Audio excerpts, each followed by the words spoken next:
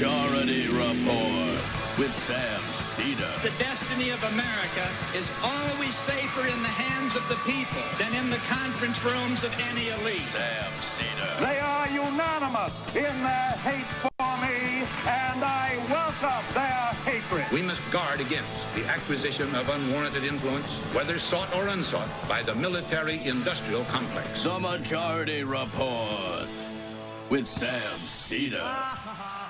Ever get the feeling you've been cheated?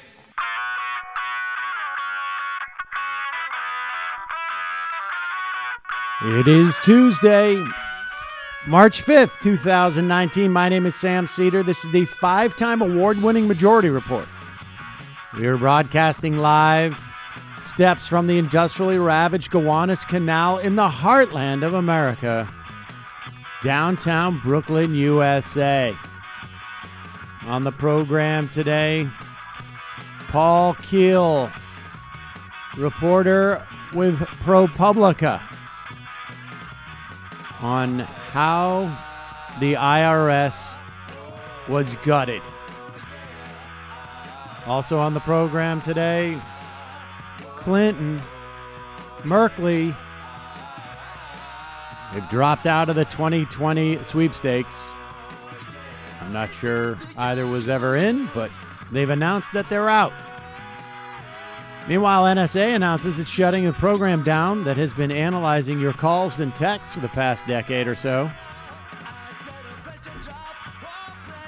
Israel defenders are pretending Ilhan Omar is the problem, while Representative Steve King has been consistently promoting white nationalists, unabated. Democrats in the Senate look to go on the offense on climate change.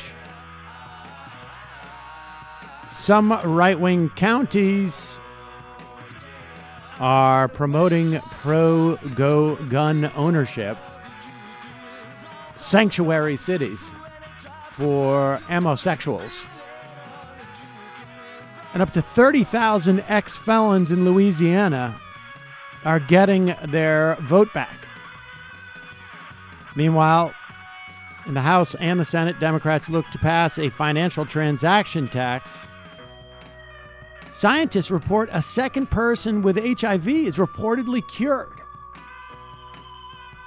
And lastly, bad news, folks. Trump's nomination for the Nobel Peace Prize appears to have been forged again. All this and more on today's program. I would just like. Yeah, I would like to just talk about the Nobel Peace Prize all day. You're using that button for that. Oh, I see. yeah. There you go. So Donald Trump, apparently somebody forged it. We don't know who it could be. It could have just been a fan of Donald Trump's that forged it. A fan. But it's very strange. But Be a 400-pound guy on a pretty disappointing. Pretty disappointing, I can tell you, because I was really looking forward to the to him not winning with a legitimate entry, but not happening. Everybody's a little bit under the weather. Jamie is back. Little worse for the wear, as it were. My body is dying, but my heart is full. There you go. That's the important thing. Meanwhile, Jesse Waters is really on the case, has figured out that... we're going to talk a little bit about Ilhan Omar today because it's fascinating to me the amount of concern over Ilhan Omar's comments, which you really have to take in the worst light to presume they are anti-Semitic at all. And it is as if there has been a complete mobilization of our government out of concerns of what Ilhan Omar is doing when we have a record number of white nationalist extremists actually killing people in this country. But yet, there's no room for this conversation because of Ilhan Omar. But well, then can I just also add? I mean, not only that, but let's put a fine point on it. I mean, they're actually putting a target on her back. By how they're demonizing her and lying about her and exploiting racism and Islamophobia. So they're not only being mind-blowingly we will talk about that in a bit. I'm sorry. We'll I'm just get there. so disgusted. But yes.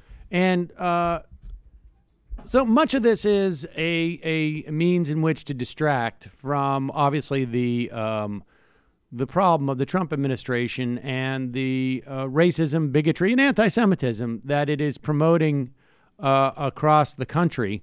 It is a shame that Democrats are participating in this. We can talk about that more. But in the meantime, this is allowing for this this meme on the right. It's super important for them to push this. Everybody's on the same page. Even our friend Brandon Strachan at the CPAC was calling the Democrats the party of hate. And here is the Ingram angle. Laura Ingram, noted promoter of hate in a myriad of different fashions. Hand gesture enthusiast. Right. Waters is sitting in for her today. She got her start by outing people in college who were gay because, you know, it's against the law at Dartmouth, apparently, to not be subject to homophobia in that era.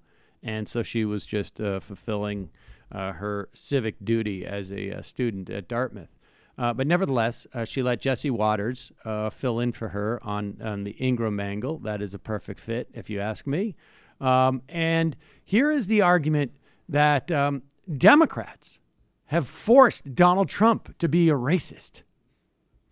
All right, Dan you know what? and Starr have just told everybody that Donald Trump has never said a racist thing in 3 years. These two people have just said that. Do you believe them? All Case right, closed. listen, Jesse, Dan, I'll give you 30 seconds to respond. Go ahead.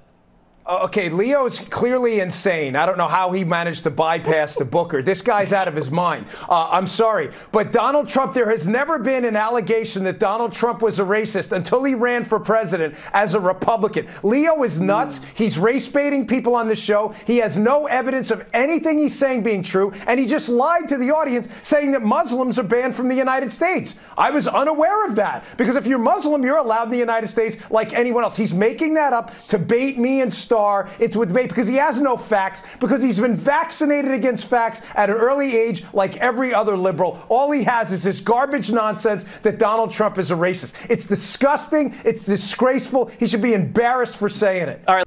Yeah, you know, it's like, what possible evidence could you have that Donald Trump is a racist? I mean, are we supposed to have some type of affidavit or some type of consent decree from the Department of Justice? Oh, wait, here's one.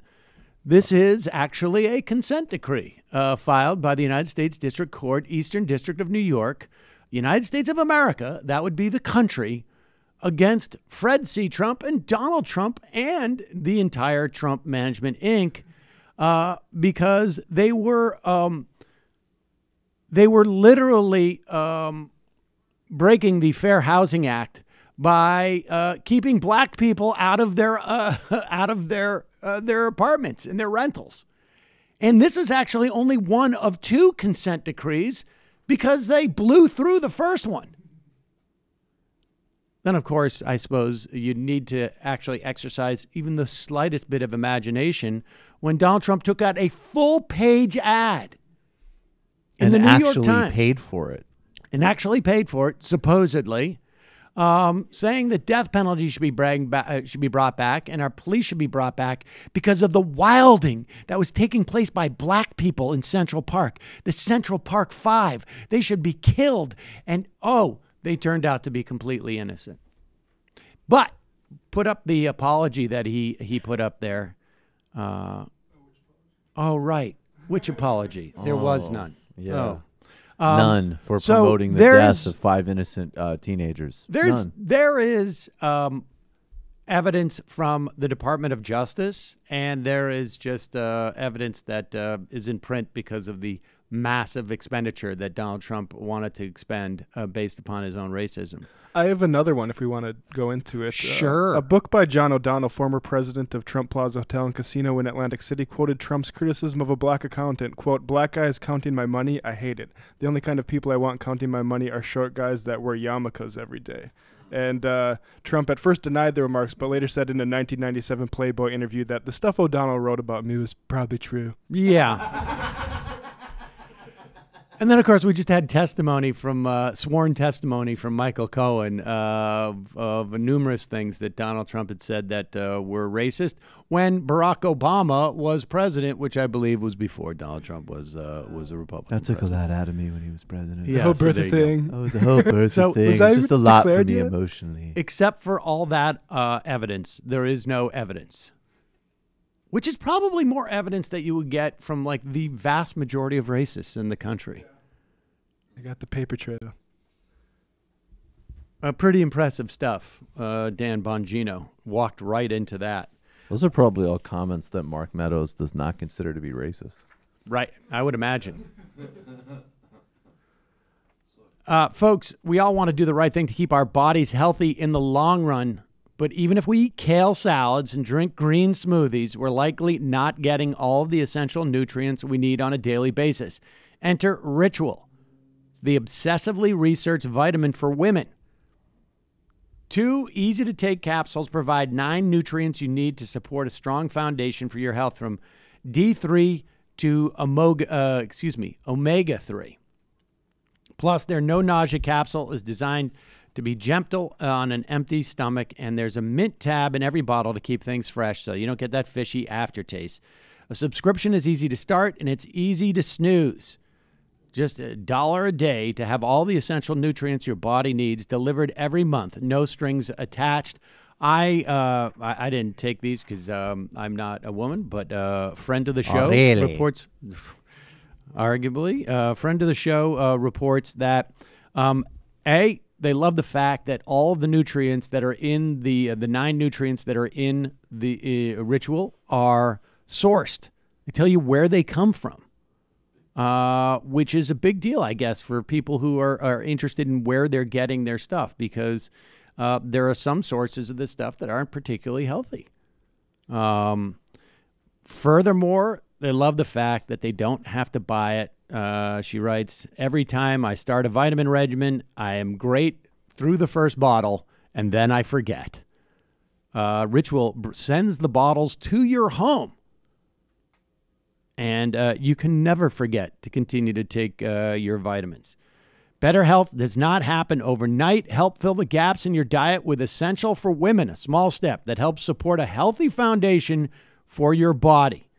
Visit ritual.com/majority to start your ritual today. That's ritual.com/majority. That's why it just hit me. You want to make sure you make a habit of it. I suppose they could have called it habit, but no, who's been that interested in habit? But ritual has is better connotations than habit. I was actually just reading one of the stuff in there is both boron and magnesium, and there was a big study that was out recently about magnesium and bone health when you get older. Like I'm convinced I'm on that. And then apparently you need the boron and the vitamin D3 so that the magnesium is absorbed. I'm not a doctor. All right, folks, we're going to take a quick break. When we come back, we'll talk to Paul Kiel about how the IRS was gutted.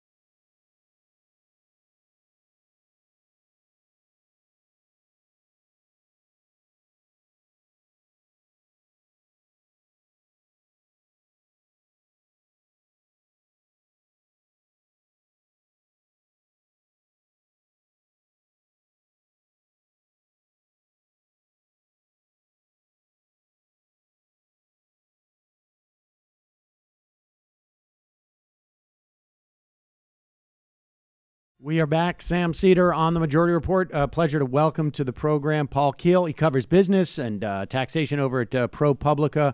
Paul, welcome to the program. Thanks for having me.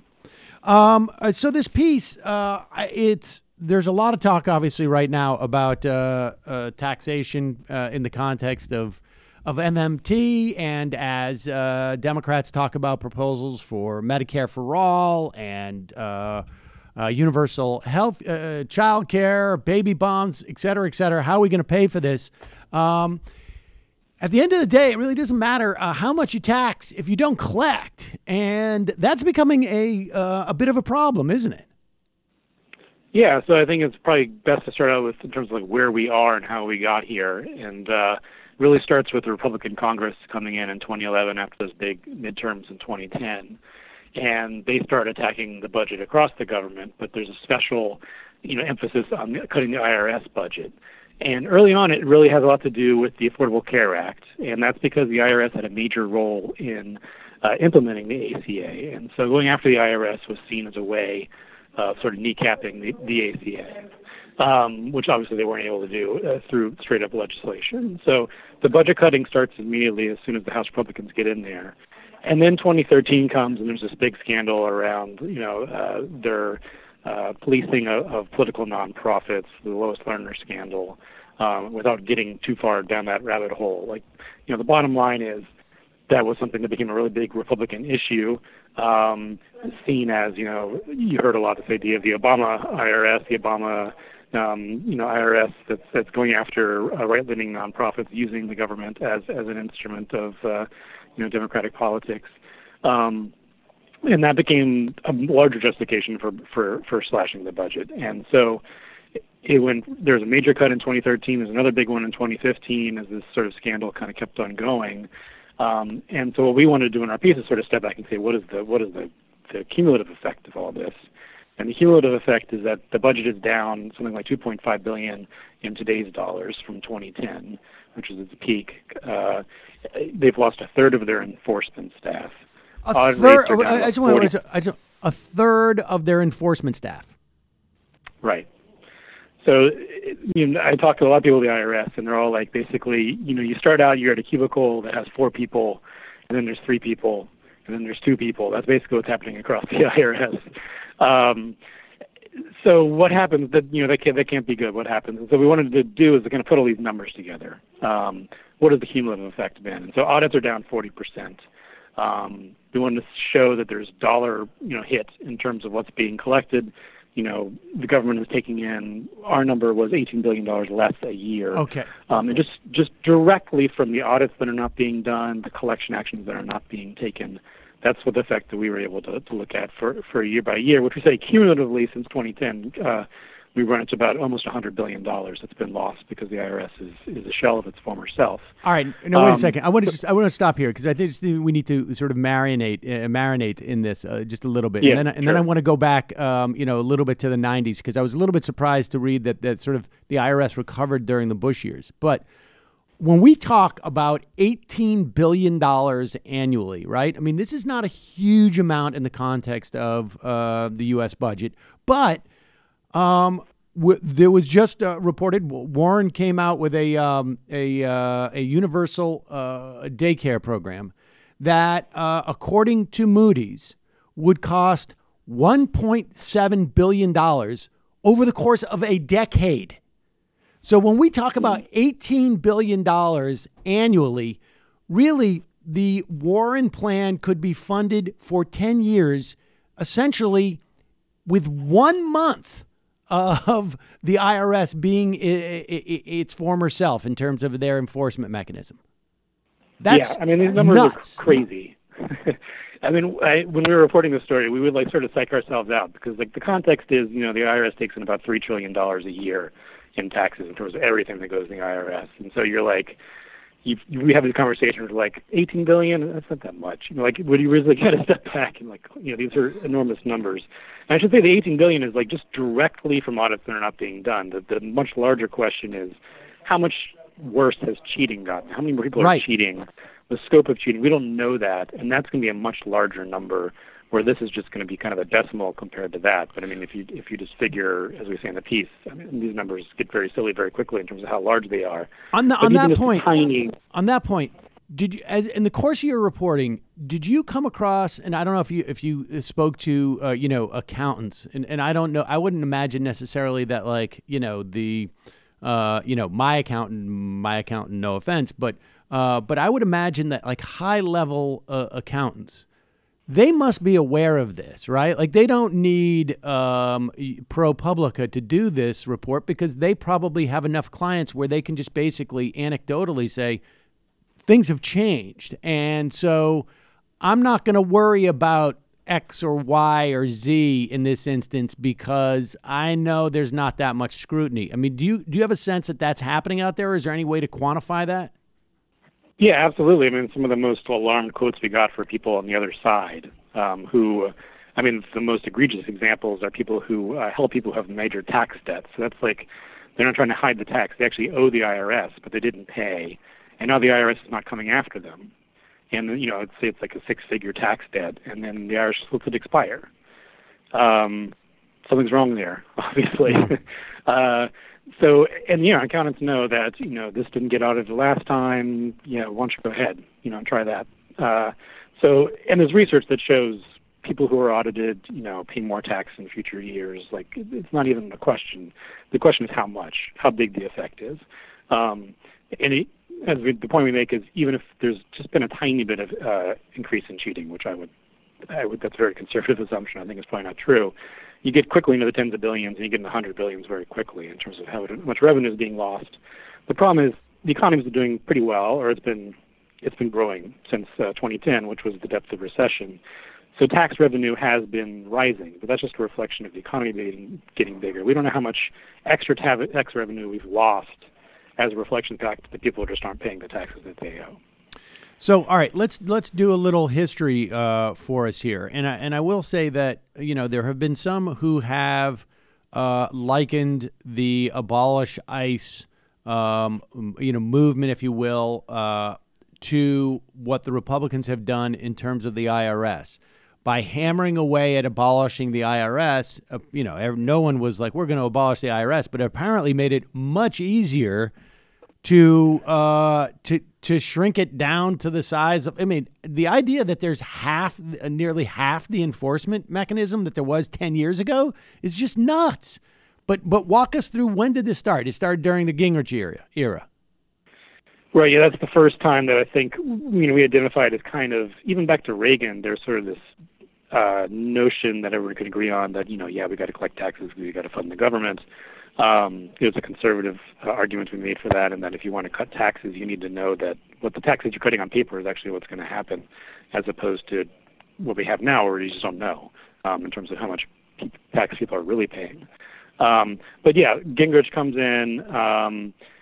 And really, there's these Senate hearings in '97 and '98 that they have. There's very dramatic sort of hearings with people behind like a black curtain, from the former IRS employees, telling about that.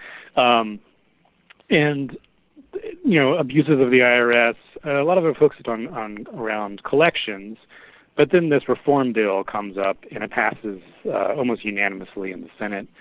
Clinton signs it, and it had a major effect in terms of how much revenue the IRS was able to collect in the following years, because basically it reorganized the entire agency. So it was a major revenue hit from that. I don't think that was quite realized at the time. But like you mentioned, if you look at the numbers in terms of how much audits the IRS was doing, how much revenue it was bringing in terms of what you would expect in enforcement revenue, it really does increase starting about 2002, it's like 3-4 years after this big reform bill is passed. It does recover. Those numbers do recover, particularly when the Democrats get into power, the midterm elections in 2006. The budget goes way up, so that the peak is 2010 when you have unified control of Congress and the presidency under Democrats. So Democrats did increase the IRS budget quite a bit, and you saw that in the numbers. There were returns on that, and that's sort of the common sense case for funding the IRS. It's like one of the very few areas of government where if you give them more money, they will give you even more money back. Right. I mean, that is, let's just make, everybody should be very clear about this. There is absolutely zero debate in terms of the return on investment on what you put into the IRS. It necessarily gives you whatever you put in. If you fund them X, you will get X plus. Maybe it's +1, maybe it's +2, maybe it's +5, maybe it's +10. And just to go back to that Gingrich era. So if people remember, there was all these sort of like dramatic testimony, that people were afraid that they couldn't show their face because they were blowing the whistle on this. And this was also during an era where there was like a heightened amount of anti-government, which every time we have a Democrat in office, we seem to get on some level, right? This anti-federal government sentiment. And then after these reforms are passed and signed by Clinton, the Inspector General comes out and says, yeah, no, none of that was true, right? Yeah, so the GAO did reports and kind of went through and looked at the accusations, and a lot of it, was not true. It was vastly overstated. But nevertheless, the reform bill was passed too late, right?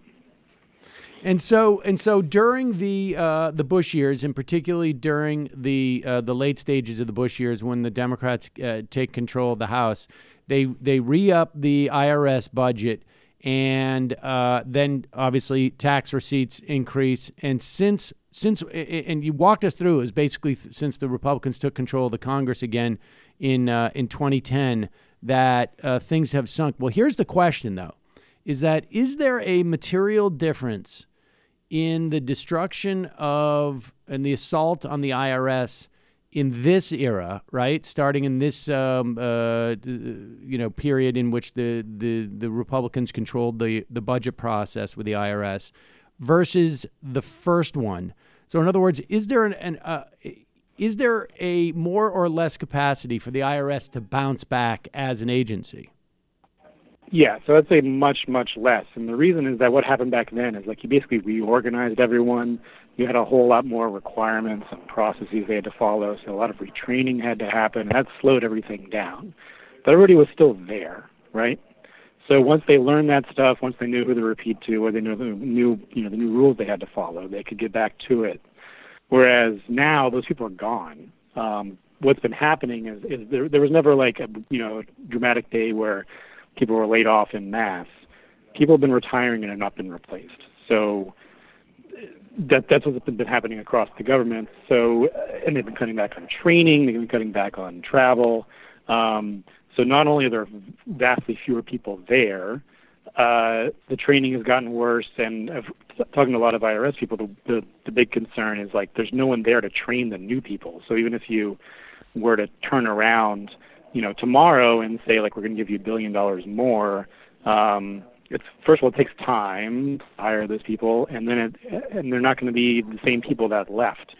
And as I think we'll get to in this conversation, the people who've left that are most valuable are these people who are doing the complicated audits, which is the people that, auditing corporations, auditing, the billionaires, trying to sort through that. It's extraordinarily complicated and complex. They're investigators, and they're gone, and you can't get back that experience overnight. So we don't have that institutional knowledge, and I would also imagine that the multiple government shutdowns have also made it a fairly toxic place for people to work. And this is all presuming that the Democrats in the House are going to up the IRS budget. Address the first part before you address the second part of that in terms of... Yeah, no, there was a...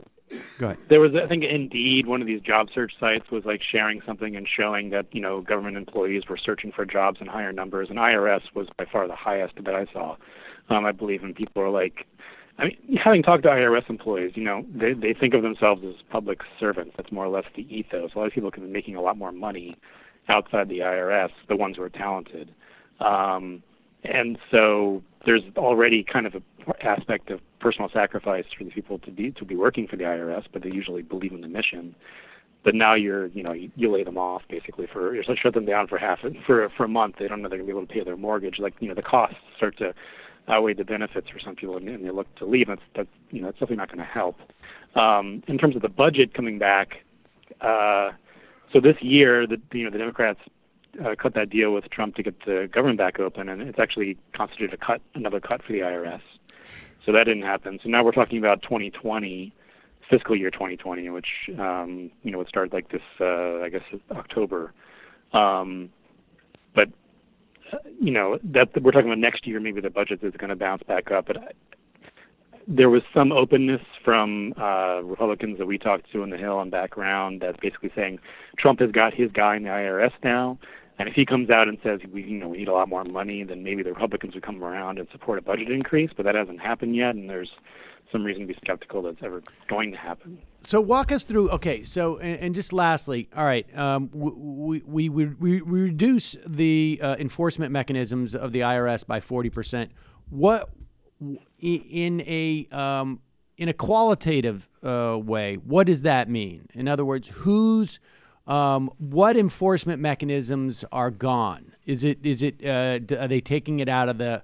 Oh, they're no longer looking at low-income people as to whether they're cheating because they're low income, and if they cheat 10% and they're only paying $10,000, then why go after $1,000, right? I mean, is that? Or let me ask you that, and also ask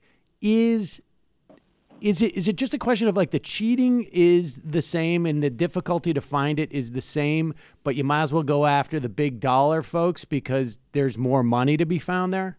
How does that work? Yeah. So I think the simplest way to think about it as I worked on this over time is basically if you are middle income or down for the most part, you're audited by a computer. So they just run your W-2 through there and other stuff, and it's very hard for a wage earner to hide income from the government.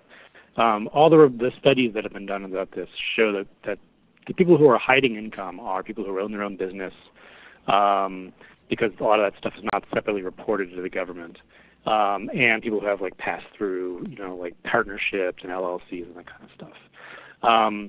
So that's who would benefit the most in terms of audit rate going way down, because that sort of stuff is not going to be caught by a computer. It doesn't know how much your business is making.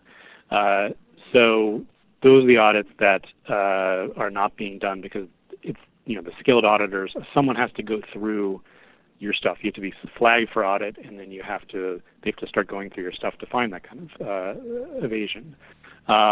Whereas and there's studies that have shown this, that compliance of people who get a W-2 is like 99%. And the big area where there's basically cheating happens is hiding income. So, and that's what the audits make a big impact on that.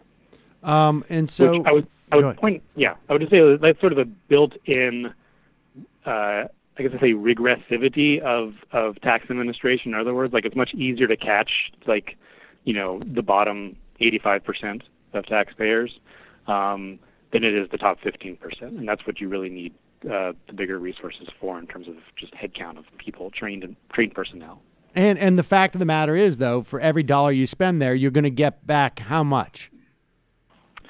So the general overall like ROI that often is cited is 4 to 1. But I think that's like way too low because it's basically like all the money that you put into the IRS. That includes like everything, right?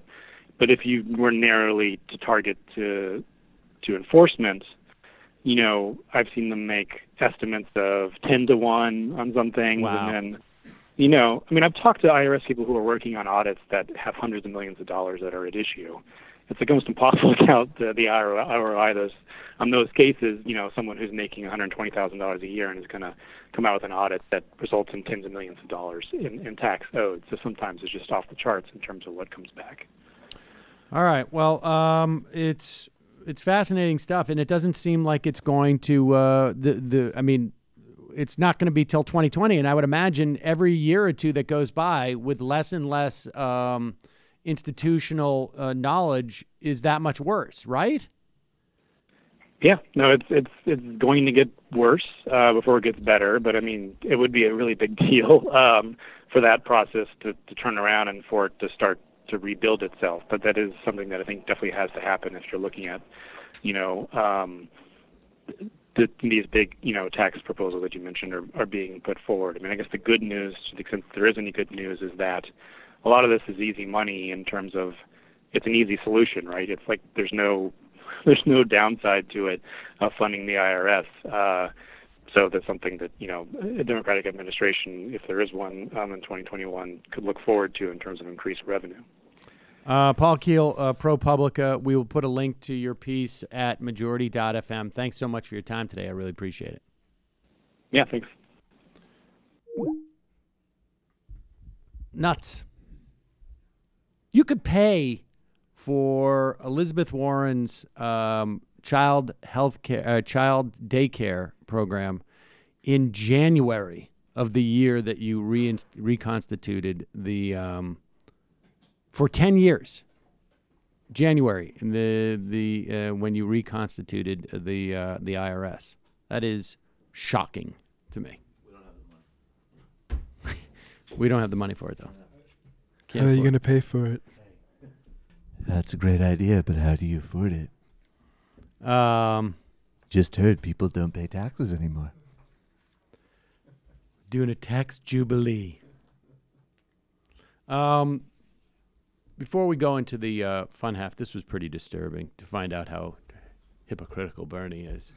And I have to admit, it was that much more painful to hear it from Sean Hannity, because I'm not a fan of Hannity's, but the idea that he's going to catch Bernie in this way is really upsetting. It scared the type of reporting resources they're throwing at Bernie. It's nuts. They blew this story wide open. And the thing is, I was at this rally, and I didn't even pick up on this. Here's Sean Hannity breaking this story wide open. Time for Hannity. Watch our investigation into the 2020 candidates this weekend. Pause it for 1 second. This is a serious investigation into the candidates. 2020. What did he call it? It's Hannity Watch. Time for Hannity. Watch our investigation into the 2020 candidates this weekend. Senator Bernie Sanders kicked off his 2020 campaign in Brooklyn, wasted little time before revealing, more hypocrisy. Democratic socialist, open borders advocate, held a rally and was happy to greet his supporters from behind a barrier. Why's the fence up, Bernie? Oh, are barriers acceptable if they protect you personally? They're only wrong if they're used to protect our border and the American people, just like how many celebrities in Hollywood and politicians have armed security guards.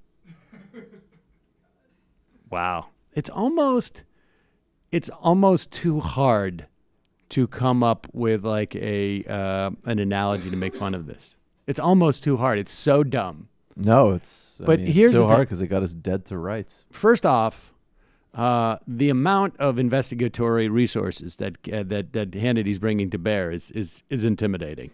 He does make $27 million a year. Yes. Aside from the fact that Bernie is not open borders, let's assume for a moment he was. I have this to report. I also had my I-team, the Majority Report I-team was there. And within hours of erecting those massive steel slats, they were taken down. So I guess what Bernie really believes in is just putting up a border fence for a short period of time and then taking them down. If the security at Saturday's event is any indication of Bernie's border policy, we have a very humane policy shift coming up. Yeah, there was... It was pretty laid back. It was humane to the point of guys, this isn't just like a fish revival show anymore. Like, yeah, this exactly. Is the front runner. He's running for president. This is a real thing. I was check stuff out a little bit. I was a little bit looking around, going I don't even see any I don't even see any cops here. I didn't see, there was I didn't see no campus cops. security. No cops here. I smell swine. Reset the event. But honestly, do you think, I'm trying to piece this together where Hannity is is there a producer who does this, or does Hannity go I think it's pretty simple. Let me ask you a question. We've got Sam. Bernie. Do you lock your door to your apartment? Yeah, exactly. Do you lock the door to your apartment? What's that behind you? A wall? Yeah, do you oppose the wall? Because let me tell you something. Ever since I've come out against ripping children out of their parents' arms, I've had the intellectual decency and consistency to never lock the door in my building anymore. It's pretty hypocritical. Caused a lot of issues, It's pretty hypocritical Hannity uses doors, though. That's true. Right. Well, why does Hannity How about walking on pathways? But frankly? Why does he like to move different places? But does Hannity let people in his house? Right? Like, I mean, whoa. All of a sudden, we're just letting people in. Oh, wait a second. Hannity lets people in his house, right? Oh, but he won't let people in the country? What's that about? Yeah. What's going on, right? Like, so is he never breaking investigation alert on Fox News personalities. So he doesn't want people in the country, but he has a door to his house. Some people say hypocrisy. Other people say, well, he's just lying. Hold on for 1 second. Does Hannity go to other countries? Has he ever been to other countries? Oh, but he's against other people from other countries coming here. What? Oh, what's that about? Well, that's weird. I'm confused. That's super weird. That's very strange. Hannity seems okay with him making $27 million. Why can't we all make $27 million, huh? Now you get into the crux of it. It's funny. He's got no problem with that. That's weird. That's super weird. That's really, really weird. I'm sure you guys already talked about it, but how great was the point in the Bernie rally with the first break of Bernie, and he was like genuinely, he's like, no, yeah, right, it's us. We should compile those. Listen up. Oh, I'm sad I missed it. It was adorable. So Hannity thinks everybody should have freedom, right? How come he doesn't think everybody should have money? That's weird. Yeah, pretty bizarre. That's so strange. That's weird. That's really hypocritical. No, you have the freedom to starve to death. That's freedom. Well, no, he's saying everybody gets freedom, but I'm saying why can't? Why doesn't he believe everybody should get money? Well, that's really strange. We'll put the Majority Report I team on that. More hypocrisy from the right. Yes, unbelievable. They believe everybody should breathe, but not everybody should have free housing. That's weird.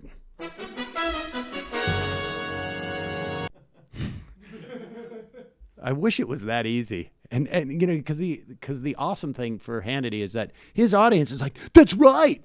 That's true. And if we actually said stuff like that with a straight face, like our entire audience would just be like, what the fuck are you doing? Dude, we're gone. We're done with this. This is silly. Are you serious? You'd actually get a bunch of concerned emails like, guys, this is a really serious time in our country. Exactly. What's going on with you guys? You guys used to be really sound, and now it just seems like you're just finding these weird analogies. All right, we're going to take a break, head into the fun half of the program, wherein we will have even more fun, ladies and gentlemen. Yes, if it's possible, we will have even more fun.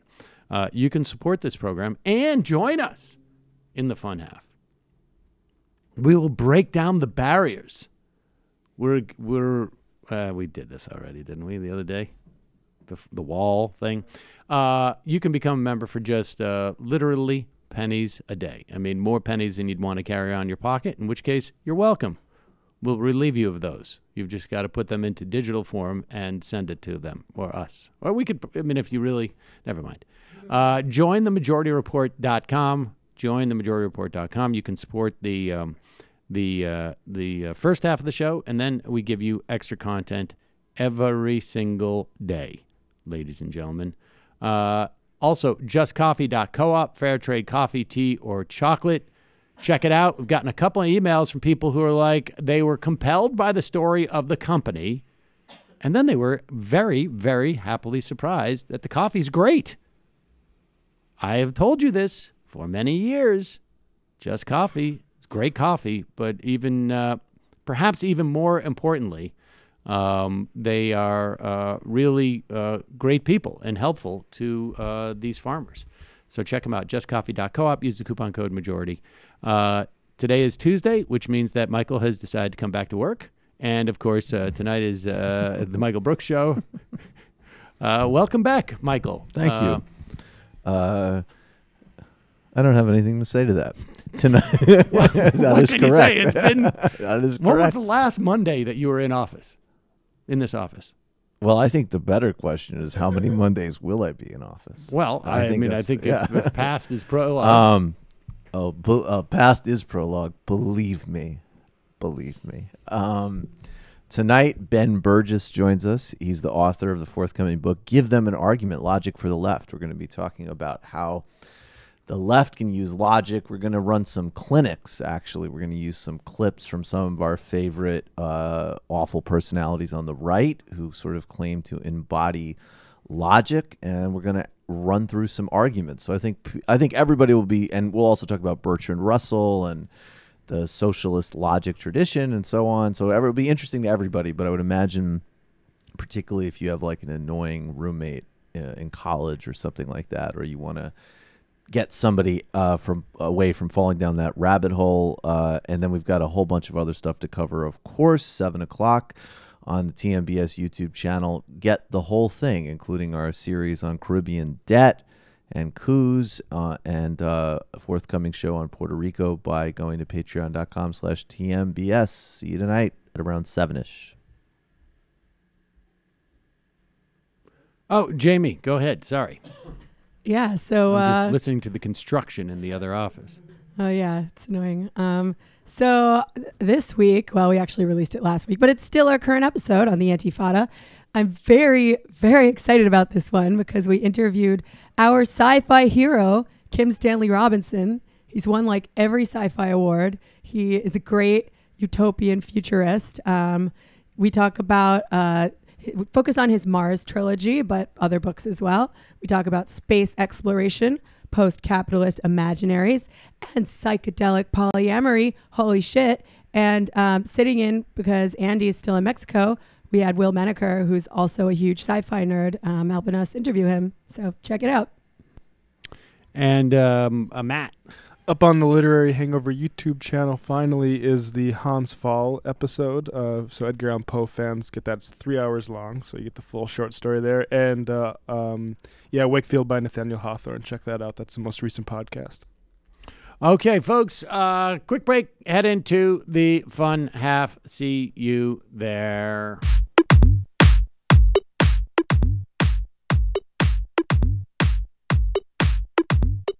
Jamie and I may have a disagreement. Yeah, you can't just say whatever you want about people just because you're rich. I have an absolute right to mock them on YouTube. He's up there buggy whipping like he's the boss. I am not your employer. You know, I'm tired of the negativity. I'm sorry, I didn't mean to upset you. You're nervous, you're a little bit upset, you're riled up. Yeah, maybe you should rethink your defense of that, you fucking idiots. We're just going to get rid of you. All right. But dude, you want to smoke this joint? Yes. Do you feel like you are a dinosaur? Some good shit. Exactly. I'm happy now. It's a win-win. It's a win-win-win. Oh, hell yeah. Now listen to me. 2, 3, 4, 5 times. 847-906-501-457-238. 56, 27, 1/2, 5 eighths, 3.9 billion. Wow. He's the ultimate math nerd. Don't you see? Why don't you get a real job instead of spewing vitriol and hatred, you left-wing Limbaugh? Everybody's taking their dumb juice today. Come on, Sammy. Dance, dance, dance.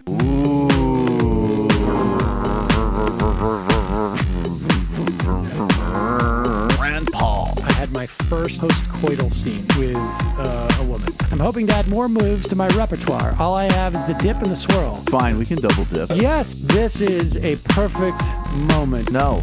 Wait, what? You make under $1 million a year. You're scum. You're nothing. Excuse me? Fuck you, you fucking liberal elite. I think you belong in jail. Thank you for saying that, Sam. You're a horrible, despicable person. All right, gonna take a quick break. I want to take a moment to talk to some of the libertarians out there. Take whatever vehicle you want to drive to the library. What you're talking about is jibber jabber. Classic. I'm feeling more chill already. Good. Donald Trump can kiss all of our asses. Hey, Sam. Hey, Andy. You guys ready to do some evil? Hitler was such an idiot. That guy might be a Nazi. Agree. No. Death to America. You. Yes. Wow. Wow, that's weird. No way! Unbelievable. This guy's got a really good hook. Throw our hands up. Ooh. But Sam, I gotta get off. No worries. Let's. I want to just flesh this out a little bit. I mean, look, it's a free speech issue. If you don't like me, Hey! Shut up! Thank you for calling into the Majority Report. Sam will be with you shortly. That is a ridiculous construction. I mean, it'd be fun at a bar. Like, would you rather live in the 1700s, but have a level 3 skill with a longbow, or would you rather live in the aughts of the 21st century in the aughts and have a clubfoot? What if you could mix it up? Even be like, what if you could live in 1915 with a cell phone? Right, that worked. Honestly, that is just the strangest possible construction that one could possibly make. Blind items. You cannot situate yourself. You just simply can't make that assessment. It's so apples to, that's nuts. I don't get that at all.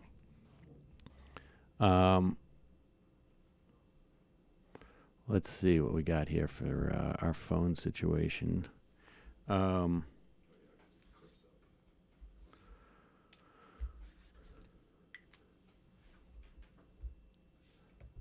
with us, folks. Calling from a 340 area code. Who's this? Where are you calling from? Sam, this is Chanel from the U.S. Virgin Islands, and I'm so excited that I finally got it. Oh, my God. I love you guys, and I'm so grateful for the work that you do. And I just find your delivery so soothing to my terrible anxiety. Oh. I have been told the opposite by many people, frankly, but I appreciate that. I think they're full of shit because, I just find it so relaxing. Oh, well, but, thank you. I really, as someone who was born and raised in the U.S. Virgin Islands, who was purchased by America for $25 million in gold, it's been somewhat just shocking and also just frightening with what's happened since Trump won the election, and I really just appreciate the coverage that you guys provide. And I live in Wisconsin now, and that's definitely been, I feel like I've got to witness what happened in Wisconsin during this election. And so let me ask you this. I've got a couple of questions about both places. Yeah. So you're not in the Virgin Islands now? No. Okay, and do you still have family there? Because I wonder all of my family. After Maria, how was the recovery there? Because the Virgin Islands were really hammered as well, and we heard much less about Virgin Islands than Puerto Rico. And that's sort of the danger of being just in a very small island. There are 4 Virgin Islands, and only 2 of them have a population of at least 50,000 people. Uh-huh. One has a population of maybe around 9,000 to 10,000, and it's been terrible. There's still a lot of trash that hasn't even been removed from the island. The prices just to buy basics like milk, bread, things like eggs are probably 4 to 5 times what I would pay here. Wow. For example, if I wanted to get a pound of strawberries, I could get it for $2, maybe $3 in a grocery store. But in the Virgin Islands, you're looking at $11, maybe $12.99. Wow. The power company in the Virgin Islands has subsidized all of the debt that the Virgin Islands government has incurred with them onto the public. And it's insane because your power consumption may total to maybe $150. But when they add in your portion of the subsidized debt, because they tell you if we don't collect this money, there will be no power, there will be no electricity. But when they add that in, you're now looking at a power bill of $700 to $800 a month. And my mother, who has a household of 6 people, and my sister and my husband actually moved in with her after Hurricane Maria, her bill is $700 to $800 a month because of that load and that burden. It's, I think, because the Virgin Islands is sort of still such, right there in the Caribbean, there's a very strong Caribbean identity. But, we've always been American. My friends, even my little brother, has served in the armed forces, and some of them don't come back and they die. And, when I moved to Wisconsin and I finally got a Wisconsin state ID, this was the first time in my adult life as an American, even though I was born an American, that I could actually vote for the president of the United States. And what was your experience in terms of the last election? What was your experience in terms of what was happening in Wisconsin? I definitely saw it right away because my husband never believed that Trump would win, and I kept warning him that these people, and by these people I guess I more so mean the average white, lower middle class, possibly even now lower class, who are sort of struggling, and they are very angry. And there is a rage against anybody who is not like them. When I speak to women here about, like government and government assistance, their thing is, well, things are so hard because nobody cares about us. And there is very much a sense of we have been wrong and we sort of need to take back and sort of reclaim, what we feel has been taken away from us. And even the way the conversations around college, when I spent time at a couple of UW systems and you spoke to people, they'd say, well, things are bad here because there's too many people coming to college. And it's just too hard when you have too many people getting accepted to college. And, I don't think these people are necessarily bad people, and hell yeah, some of them actually are. But they feel as though their misfortune, or they feel as though the shift of wealth is just not necessarily the fault of who we know it is, but they think that it's from people who look different and speak differently. And I mean, I, for example, came from the Virgin Islands and decided that I was into hunting, deer hunting, and I can tell you that trying to go buy a firearm as a Black woman in Wisconsin is not as easy as it is for almost everyone else. And, the first gun store that I went to in Wisconsin, who was only about 5 minutes, this is right in the middle of Green Bay, maybe only about 5 to 10 minutes away from the Packer Stadium. And I went up to the counter looking for a nice hunting shotgun. And the gentleman told me I shouldn't be here and literally took a box of, it was some sort of waffle or pancake mix, but it was a caricature of Obama as a monkey. And it said on the label, Obama, taste you can change waffles. And he just slowly slid it towards me while I was, just sort of like attempting to ask questions. And I think the things that people are missing is just like, just the daily experience for so many Americans right now. My heart goes out to them because when you're in the Virgin Islands, you're sheltered from that part of America. Right. You really are. Wow. That is nuts. Let me ask you this. Is it your sense, like, obviously that guy at the gun shop who is sliding a Obama waffles bag to you, he's not going to not vote for Donald Trump. Was it your sense in Wisconsin, because Wisconsin was one of those states that were super close, right? That was what was that, 17,000 votes, I guess. And was it your sense that there was a lot of people who didn't go out to vote who would have otherwise voted for Clinton because? Did you have a sense that there were, were you conscious that there didn't seem to be as many people going out to vote for Clinton? And do you have a sense of why? I mean, that's a very hard thing for an individual to have a sense of. Like, are there other people? But I just wonder, amongst your friends or... Yeah, I would definitely say yes because, I mean, I'll be completely honest. I definitely try to make friends with as many African Americans as I can. Culturally, I just respect them so much.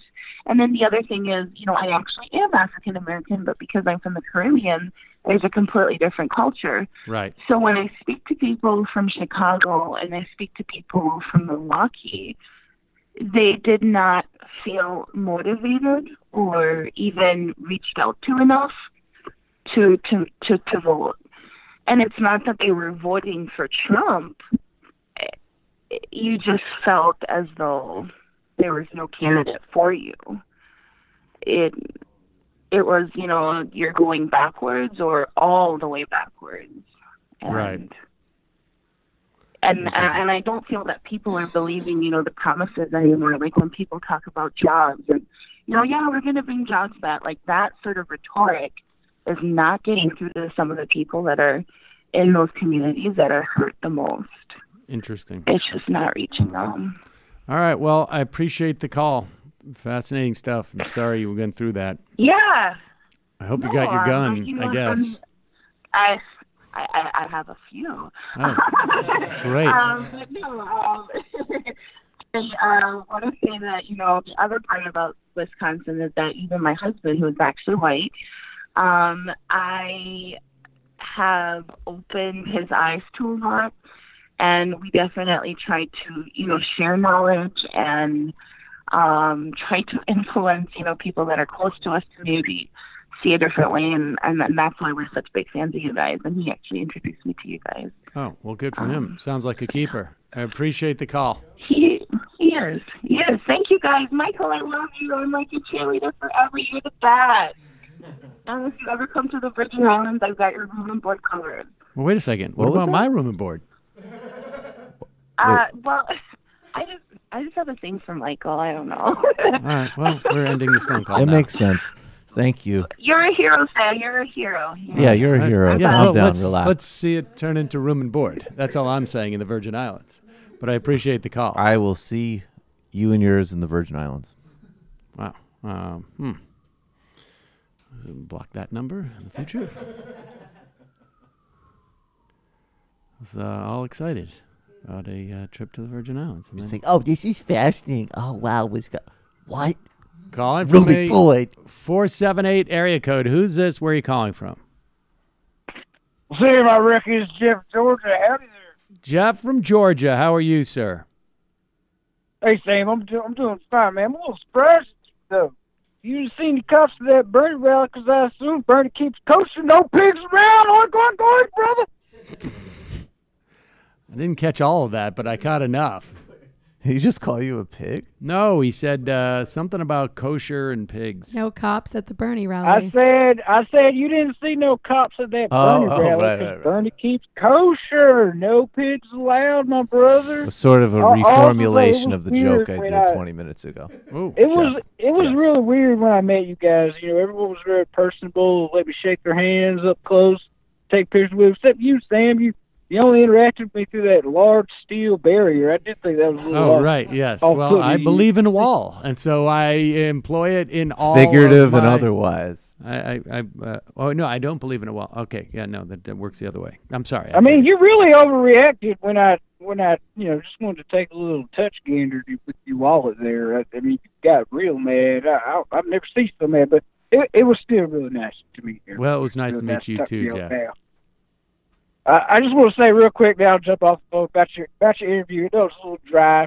Probably, people probably agree with me on that. But, what it made me think of was fundamentally, Republicans, they really don't care about governing at all. They just don't. No. Their vision of government, it's really more like banana Republican style, right? They're really just interested in looting the Treasury and steering contracts to their friends. They're not interested in anything else in terms of efficient or justice or or even just like basic competency. They're just not interested in any of that. And you can see at the IRS, it's not everybody's favorite organization, but rich people do need to be separated from their money from their own good. And the IRS is the organization that least do that. Yeah. Well, you want to talk about redistribution. Republicans believe in redistribution too. They just want it in the other direction. Just flows up. That's exactly right. And let's swing it. All right, y'all have a good now. All I'm right. going to get back into listening hard again, all right? Appreciate the call, Jeff. Y'all have a good show. You too. Bye-bye. Appreciate you, man. Bye.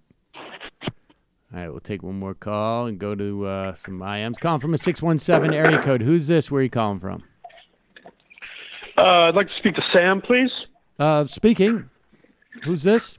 Hi, this is Brandon Tartikoff. I've been seeing my mentions go up in the past few months, and I've gotten all sorts of accusations of being a libertarian, something to do with debating you, references to Milo. I don't know if you know who I am, but I'm the former head of NBC. Yeah. I don't know if this is some kind of grudge issue because we passed on you for the single guy back in the 90s, or why you've been mentioning me in association with the Libertarian Party. Whoa. You passed on me for the single guy? I don't think so. Yeah, I think we gave Jonathan Silverman the single guy. No, I don't think I was up for that show. But close. Super close. Suddenly Susan, maybe, then. It was Suddenly Susan? No, I was all... Well, I don't know why any of this would merit these accusations of libertarianism or calling me the new Milo, or, you're steamrolling over my history in the entertainment industry. Apathetically, I would add. Yes. All I can tell you is walk away, buddy. Just walk away from your phone. I appreciate that. That was pretty good. Yeah, that wasn't bad at all. That was pretty good. I mean, I don't know what Brandon Tartikoff sounds like, and he may be dead. He is dead. He's dead. Well, then, I mean, one can never... So stop besmirching One him. can never know. That's even worse. Brianna's blue check. Sam, can you give a concise response to those that tell environmentalists they should practice what they preach? Avoid cars, airplanes, meat, etc., because I think the perceived hypocrisy when they don't is an effective line of attack, like it or not. The bottom line is that individuals can do all of those things, and it will have no impact. The bottom line is we need a government policy to plan out and to change, what we want to change in terms of across the board. I mean, it is the same thing in terms of like, well, if you want to raise taxes, just donate more money. No, the idea of taxes is that it's government instituted and it's mandated across the board. The idea of environmental policy is that it's policy.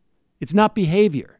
Nobody's going around protesting for better environmental behavior. People are trying to get a better environmental policy. And this should be a fairly simple thing to address. Like, for instance, when a teacher says to toddlers in preschool, everybody wash your hands before you come into the classroom, people don't say like, well, if you want your hands washed, why don't you just wash them? No, the idea is that we have a policy because everybody needs to wash their hands or they're bringing in germs that get people sick. So this is the bottom line, is that there's a difference between policy and personal behavior. And really you have to be super immature to not understand that concept.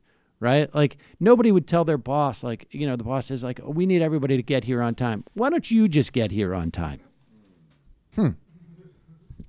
Or to put it, it's actually kind of interesting. There's no reason for you to get so.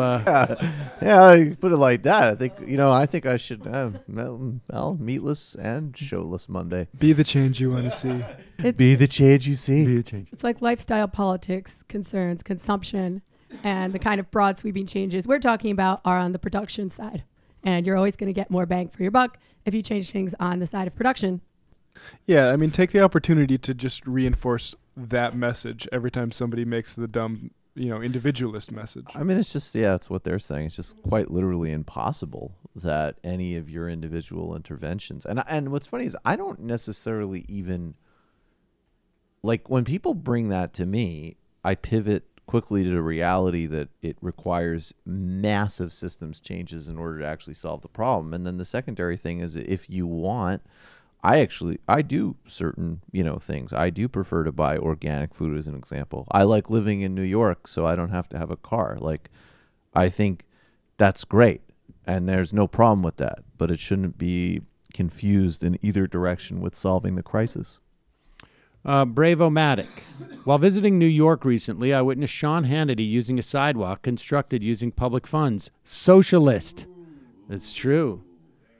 Does Sean Hannity take his own helicopter into work every day, or does he drive on publicly funded roads?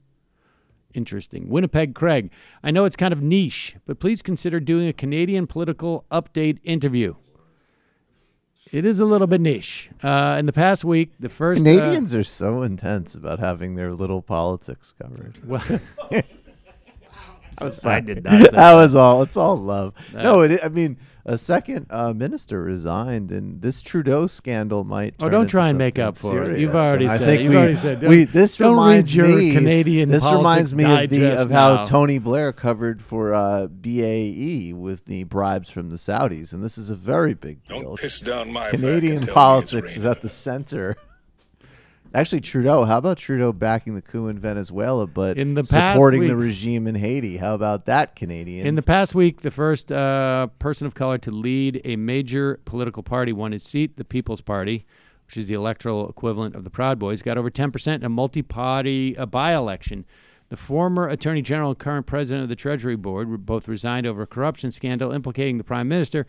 Parliament went into an emergency session to debate the corruption scandal. And new March polls are showing the Liberal vote is getting eaten by the Conservatives and the NDP, and it's an election year. I feel like we just did our roundup. Fran from Philadelphia. Cuck's request. Less F-bombs. My 3-year-old asked for more Sam Seder when one Majority Report episode finishes. I have a sound drop of him at 2 years old saying, Michael Brooks, show please.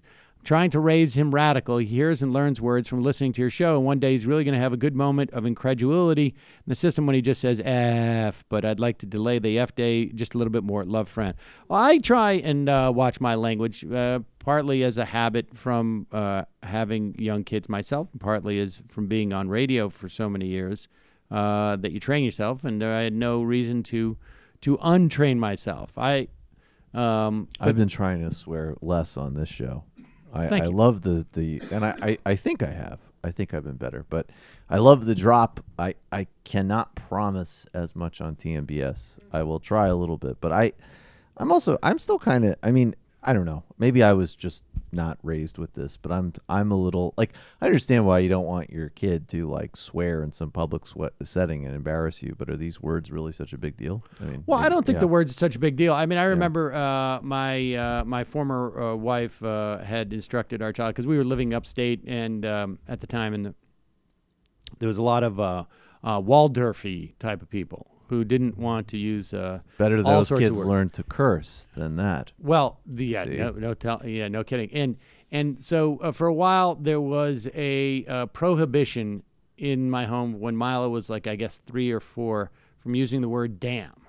And I was just like, I mean, as a comedian in particular, I'm just, the idea of words being specific words without any type of context being prohibited is silly to me, frankly. Right. And Mila walked up to me one day, and she just looked at me, and she goes, Pam, Cam, Lamb, Ram, Tam, Cham.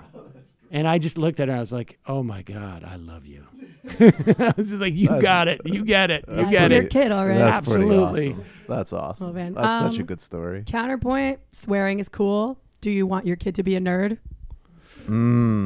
Yes, most parents do want their kids no, to be but nerds. Seriously, you actually really I can assure don't. you. You want them to succeed. I don't know what that means either in this context, but nerds, as far You as don't I can want. tell, You don't want. If even I, as a homeschooler, could tell you that you just do not want to be the one kid. on a sports team or hanging out at a whatever, and not be the one that that doesn't know the words. You don't want to be that. Well, you kid. can teach them the words, but you just tell them not to use it because it offends some people. Yeah, that's all. I think by second grade, I was probably swearing at a fifth grade level, and I 100% have my mom in the car to thank for that. For me, it's just a matter of like explaining to them the dynamic of, hey, that word doesn't mean anything really in my mind, but for some people it gets them upset. So just there's no reason to use it. I mean, it's not like your life is going to be materially worse because of it. It's just that some people get upset about it and they find it a little bit rude. That's all. I do think in today's world, that concept in is a perfectly fine thing. If you were upset by profanity at the state of the planet we're in today, wow. Yeah, no, I'd like to be living in that head. I agree, but teaching your kids the concept of, there's some things that some people, for whatever. I'm not disputing that. I'm talking. You said specifically the people that actually still get offended by. Of course, I understand that, but I'm saying if you really are walking around being like, the gutter mouth. Yeah, what are you, wow. the New York Times? I mean, Jesus Christ. Jordan Peterson Socks. Hi, guys. I'm a huge fan of the show and its spinoffs, the Core Brand Proposition Show, the Anti-Huge Viagra Boner Show, and the Waterboat Audible. Just a quick note to Michael. Dude, you have to change the end sequence to your videos. It makes me uncomfortable every time. It looks like a ransom hostage video. Love the show. Left is best. Snow Fake. A basic rule of logic is that you can't prove a negative, such as not being racist. Train Boy. Fun fact, 90 seconds of bad faith concern trolling from Hannity was 90 seconds more coverage of the Bernie rally than the Rachel Maddow had last night. Really shameful, but unsurprising. Didn't they cover it live on MSNBC, though? I'm pretty sure they did. I know that my understanding CNN covered the whole thing uninterrupted. I don't know if MSNBC I think MSNBC did too. CNN included like Nina Turner, Sean King, the union leader from Erie, and the rep from South Carolina. Hope Jamie recovers from her current bout of Amy Goodman disease soon. I mean, look, the reality is, I mean, I don't think I'm, I certainly don't know any information, inside information. But if you watch MSNBC, it is quite apparent to me, anyways, as a viewer, that they're attempting to just be like sort of CNN from the 90s. Wait, what's wrong with Amy Goodman? I think she's just talking wrong with voice. Her. It's just her voice gets hoarse like that. I love Amy Goodman. We all love Amy Goodman. JJ Cool. The Ilhan Omar censoring has to be long-term strategy to undermine her and to an extent the progressive movement. The Democratic leadership might catch heat this week, but nobody will withhold their vote for Pelosi just because of this. Meanwhile, the next election will be filled with ads about Omar getting censured for anti-Semitism. The details won't make a difference at this point. It's disappointing that the irony of Omar's money in politics missed by so many. Yeah, well, look, of course, I agree with this totally. And I will remind you that it was the Democrats who censored Move On when it was General Betrayus, who just coincidentally ended up being prosecuted or not prosecuted enough for betraying us by basically giving up government secrets. And it was also the Democrats who voted to defund Acorn. They are super weak in this situation, and they will capitulate to either. I shouldn't say either. I should say both big money donors and also a perception that the center is somehow offended. There was, what was it, Waldman we were talking to about that Ben Wickler quote about just the Democrats get very, very nervous about what the mainstream punditocracy says, whereas Republicans don't care. In fact, they wear it as a badge of honor that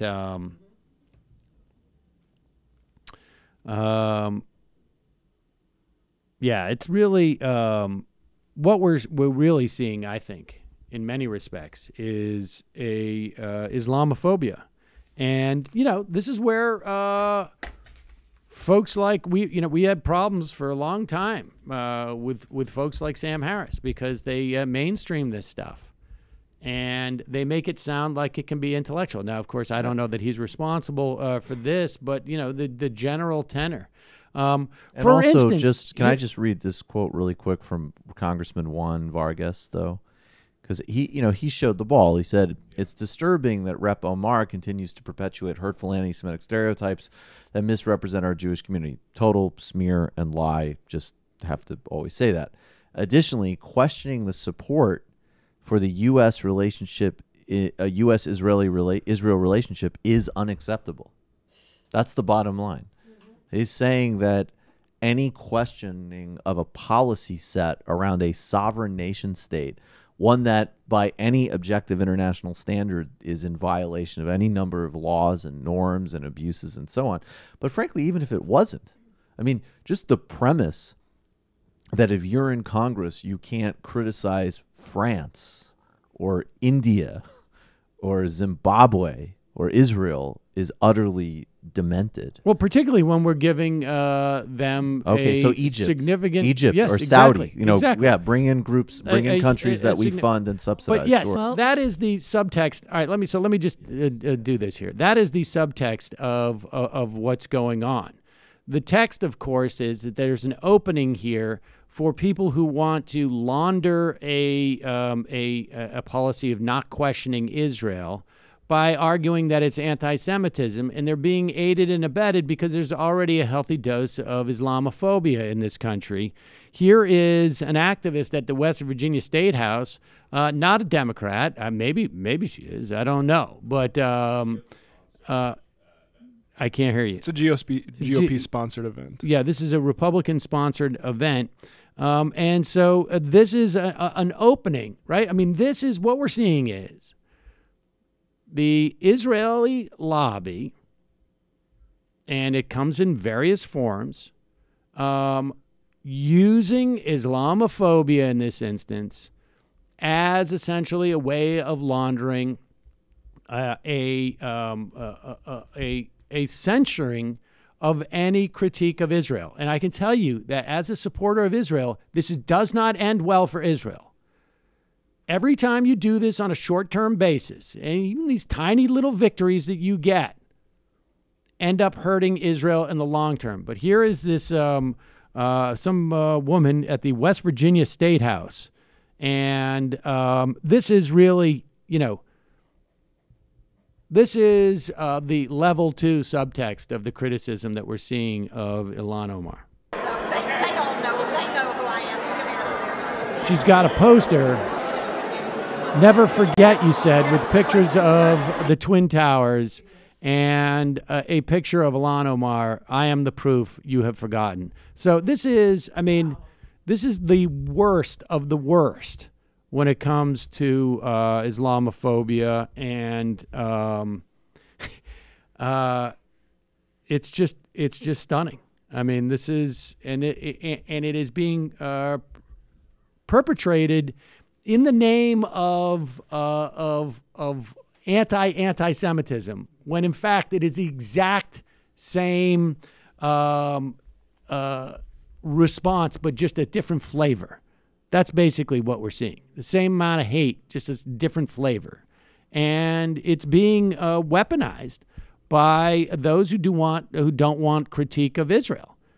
And like I say, as a longtime supporter of Israel's right to exist, this is the greatest threat to the future of Israel. These people who think that they're helping out right now and inoculating Israel from criticism. Huge mistake.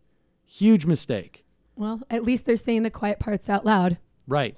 But it's a real problem. I mean, because this is not going to end well for Israel. Well, it's not going to end. I think just to make a little distinction, I think it's not going to end well for the type of people you're talking about, who definitely exist, and I fundamentally disagree, and I think this is disgusting. But I know people who have what I think is an inaccurate and wrong but sincere misunderstanding about this issue. But the broader kind of context of where Israel's at right now, I think, is just this does work for the current iteration of Israel, because this is just like raw brute force to destroy any opposition to it. Right. But my point is, it's like saying... And if you're building alliances with, Orban and Hungary and the Chinese government, doesn't matter. That may be the case, but it is essentially like ignoring, that you have an infection and pretending that you don't and not treating it, instead of trying to pretend like there's nothing wrong with what Israel is doing. Because at one point, this stuff catches up with you. And it has. And that's why it's reaching this level of desperation. Here is Barry Weiss, who's reaching us into a level of desperation. Yeah, well, I mean, she is, it's quite clear whether she's on, Joe Rogan's podcast or... really anywhere except for maybe with Meghan McCain on The View, that the depth of her understanding of these issues is extremely shallow. And she's joining on the bandwagon. There's no reason to think that she's thinking about this any more than she's thought about anything else, frankly. Which is sad, because this is her primary thing. Well, yeah, and this is a twofer for people. It undermines a strong progressive voice in the House, and also supposedly protects Israel from critique. So we've talked about this offline, personally, and now on the show, but it's easy to spot anti-Semitism when it's a bunch of crazy people with tiki torches screaming Jews will not replace us. Yes. What's trickier is tweets like Minnesota Congresswoman Ilhan Omar's recently deleted about how Israel has, quote, hypnotized the world to carry out, quote, evil. That is harder to spot as anti-Semitic, which makes it more dangerous, you think. How so? Does make it more dangerous because, as you said, when you see people marching with tiki torches or you hear the Pittsburgh killer writing on social media, all Jews must die, that's very obviously eliminationist. The problem with anti-Semitism from the far left is that it oftentimes is smuggled into the mainstream under the guise of progressive values. So it says about itself, I'm just standing up for the downtrodden Palestinians, which they are. I am just standing up for justice. I'm standing against racism. And so that kind of language is a siren song, including to Jews, 75% of whom vote for Democrats. And so that's the problem with it, is that it's not as easy to spot, oftentimes because it says we're just about criticizing Israel. In the case of Did Nancy Pelosi shut it down? Nancy Pelosi shut it down very aggressively with Ilhan Omar. The problem is that she still has a spot on the Congressional Foreign Affairs Committee. Right. And that's a real question. Right. That's the problem, is that this made-up anti-Semitism that I'm seeing has not, even though it's been addressed, it's not been effective in trying to get her out of a policy position where she can actually do the things that Barry Weiss said were legitimate, which was bringing some justice to people who are being oppressed. And sometimes things are hard to spot because they're not there. Now, as one of those 75% who are apparently not sophisticated enough, as a 50-some-odd-year-old man, to be aware of anti-Semitism, I frankly am offended by that. How's that? I'm offended. And I would like the New York Times to address that columnist who's telling the world that I'm not capable of it. My Jewish education involved teachers with a tattoo on their arm with numbers. So I don't need to be told by Barry Weiss that I don't know anti-Semitism when I see it. I was watching helicopters fly over Caesarea on the way to bomb Lebanon when Barry Weiss was maybe not even in diapers yet. So I don't need to be told that I'm deluded about anti-Semitism. That's really offensive, and I want the New York Times to censure her, frankly. Well, if bigotry of the left is dangerous because it appears like social justice, isn't bigotry from the center even more dangerous? I mean, look, she's going around promoting people, okay, who it's indisputable they are gateways to right-wing ethno-nationalism. So maybe she should be looking in her own work for those people who are not seeing where anti-Semitism comes. It may be the case that Dave Rubin and Sam Harris are not anti-Semitic, but certainly they've given a platform to people who have spread these type of things. And they have given a platform to people who have given a platform to. So, I mean, honestly, the New York Times should really be looking into Barry Weiss, because this is pretty offensive stuff. This is her primary thing, too. Like, all the stuff about being a reasonable centrist. It's like, oh, you can seem reasonable on, like, these social issues. But no, when it comes to Zionism, she is a member of the right. Well, and of course, like so many of these other people, I mean, first of all, if you genuinely had a robust, classical, like ACLU style commitment to open society and free debate and so on, I could imagine people that I think I have more respect maybe for like the kind of free speech absolutist position than others do, even though it isn't necessarily mine, but I have a lot of respect for it. And if they were sincere at all, they would be all over literal state legislation suppressing people's freedom of speech relative to a sovereign nation state. So not only is she hypocritical on the face of it, she's, structurally hypocritical in the sense of going back to her college activism, trying to silence academics. That is what she did. So Ilhan Omar addressed on Twitter her followers, and this is someone, of course, who was caught in the Somali civil war. Her mother died when she was young. Family fled the country. They spent, I think it was 4 years in a refugee camp. I'm not sure if that was in Somalia or I think in a nearby country. And they came here in the 90s as a refugee family, probably not available to many refugees these days. And so this was the message that she had to her supporters. And so I don't ever want you guys to worry about me. Can't help but truly. Rashida sent me a text message. She said, I know you told me you survived the war and you're tough, but I really just want to come give you a hug. And I said, I don't need a hug, and I truly did survive the war. I'm fine.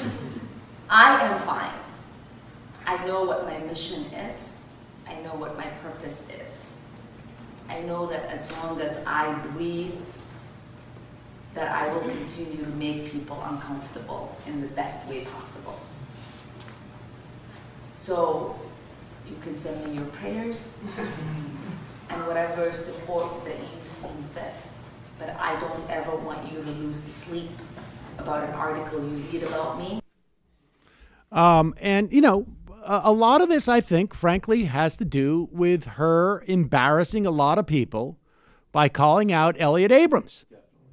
And they don't want someone who is going to be in that position on that committee, on that Foreign Affairs Committee, to be able to sort of make people pay attention to some of the incredible failings, and that's being generous, right? The malevolent things that we have done in the context of our foreign policy, and the failure as a society to hold these people to account. I mean, that's a lot of what this is about, is foreign policy establishment, Democrats. It's not like Republicans can feel any accountability anyway, so I don't even think that for them it's just naked Islamophobia. And establishment media types who simply don't want to have to address some of these realities. The realities of what's going on in Israel, the realities of what we've done within the context of our foreign policy. She also speaks out about what's going on in Saudi Arabia as well. Doesn't get the same amount of attention. I don't know why there aren't a New York Times columnist complaining about Omar's criticism of Saudi Arabia. It feeds into some very destructive stereotypes about the Saudi monarchy to talk about. Right, like exactly. Right. You know, we start thinking like, you know, Saudi monarchs do this or that. That's really problematic. Yeah, you can. Yeah, maybe there's an individual case of a contribution or dismembering and burning a Washington Post columnist in a stove. Right. But talking about that reminds you that innately problematic. Thomas Friedman made exactly the same point. Exactly the same point. Well, maybe Ilhan Omar should come out and say that a couple of Palestinian kids were justified in being killed by IDF forces if she wants to earn the right to say that. That's right. You got to give a little to get a little. Unbelievable. And it's also just, I mean, for the way foreign policy is now, I mean, Saudi Arabia and Israel are quite synchronized, and and if you're an Israel apologist, you're likely to be a Saudi apologist. And if you're someone trying to critique some of these outdated, horrifying relationships in U.S. foreign policy, you're likely to be a critic of both Saudi and Israel, as Ilhan Omar is. That being said, I mean, you know, the frame that she needs to also do that in order to have a forthright opinion on Israel as a nation state is also that same Islamophobia and problematic in my estimation. Like, just as like if a Jewish congressperson wants to speak out on Bolsonaro, my first thing is not going to be, well, what about the occupation? You know, right, like right. It's totally inappropriate. Yeah. I'm pretty proud of the DSA for releasing multiple statements saying that we stand with her. I mean, it goes without saying, but the National Political Committee, they just signed on to, or not just, a few weeks ago, the Jewish Solidarity Caucus's statement supporting Representative Omar. And Justice Dems as well. Let's go to the phones calling from a 781 area code. Who's this? Where are you calling from?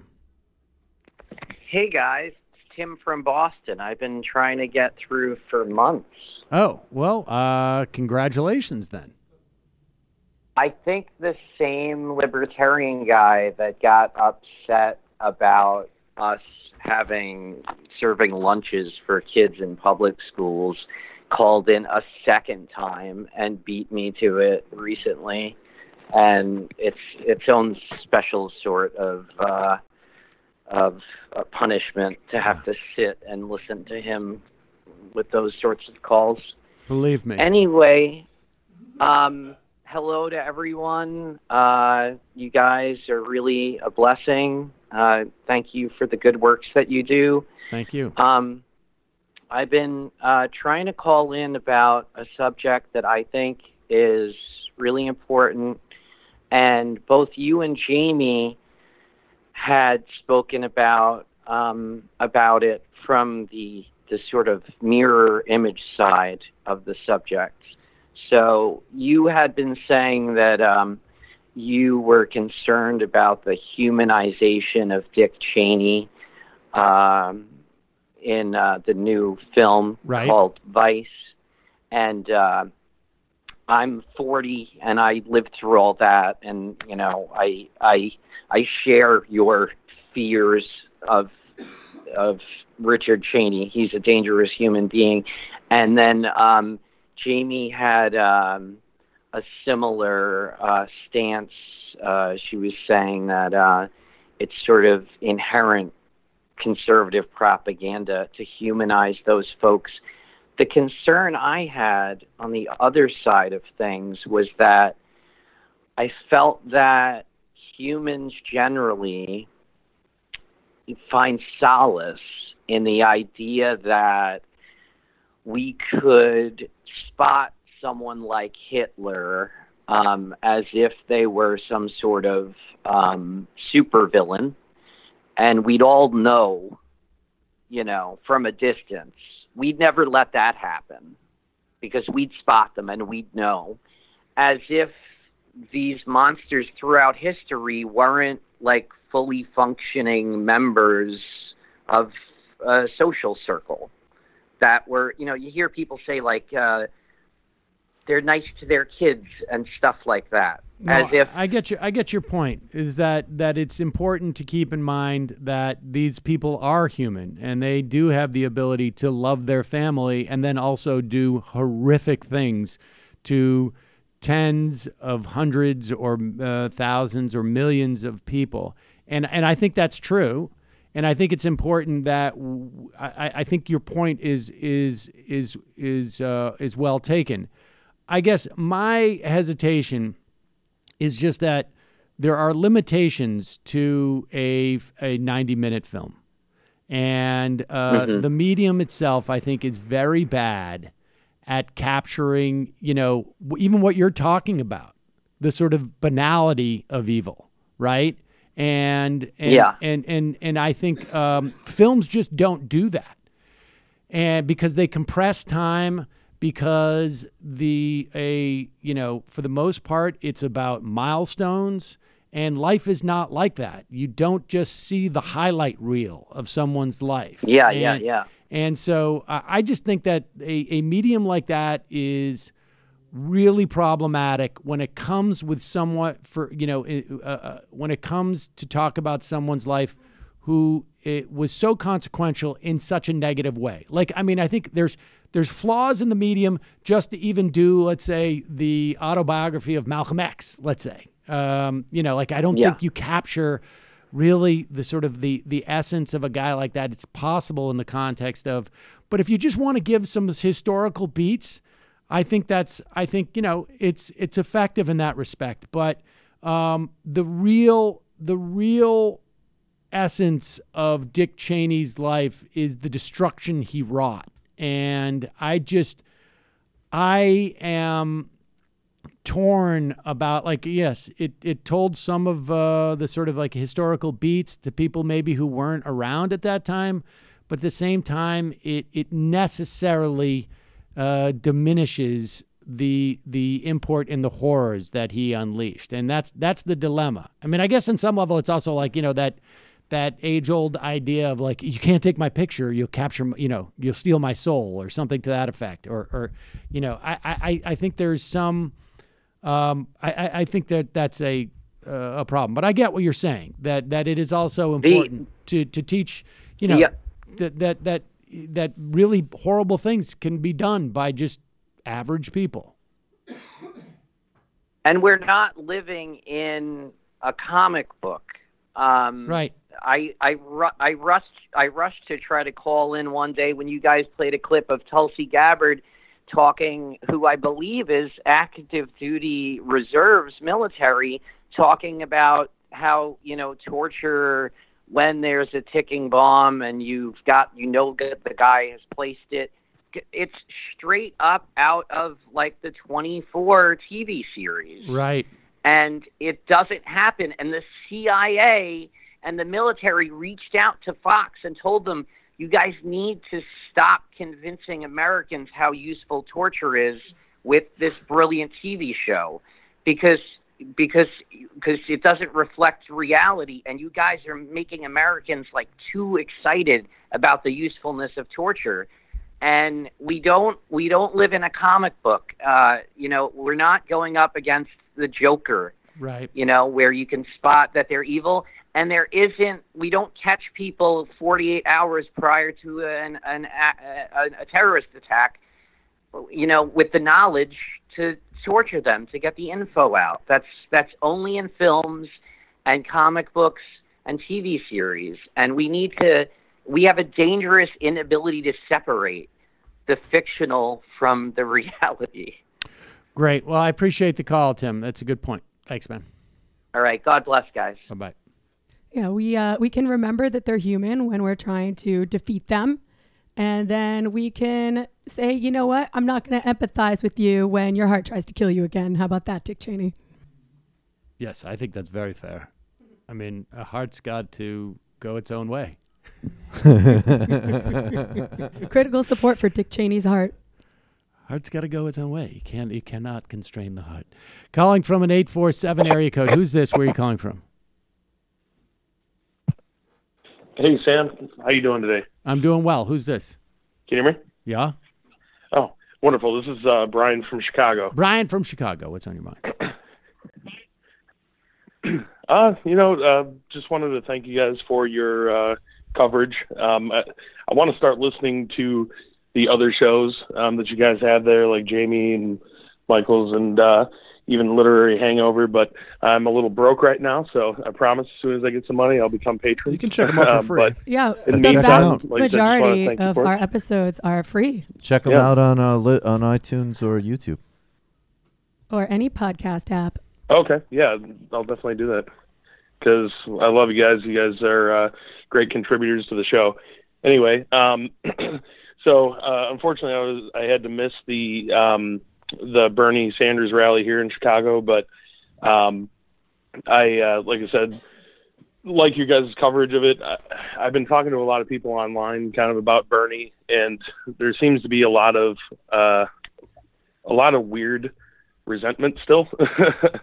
So I'm doing my best to counteract that, but you know, I know you guys have talked about this a lot, so you know, mostly I just want to thank you guys for your coverage, but just wanted to say, you know, I'm a little surprised by it. I mean, I shouldn't be, I guess, but it's just strange. That's all. Still relitigating 2016. Yeah, I mean, I think there's a certain inevitability about that, and particularly online, you're seeing the most, you know, you're seeing the margins of that sentiment, you know. So I think that in real life, I think in real life, like, there's no doubt that, like, I mean, the actual grassroots mechanics of, like, the type of campaign he needs to run and people he needs to persuade across the country is one thing, and of course that's real.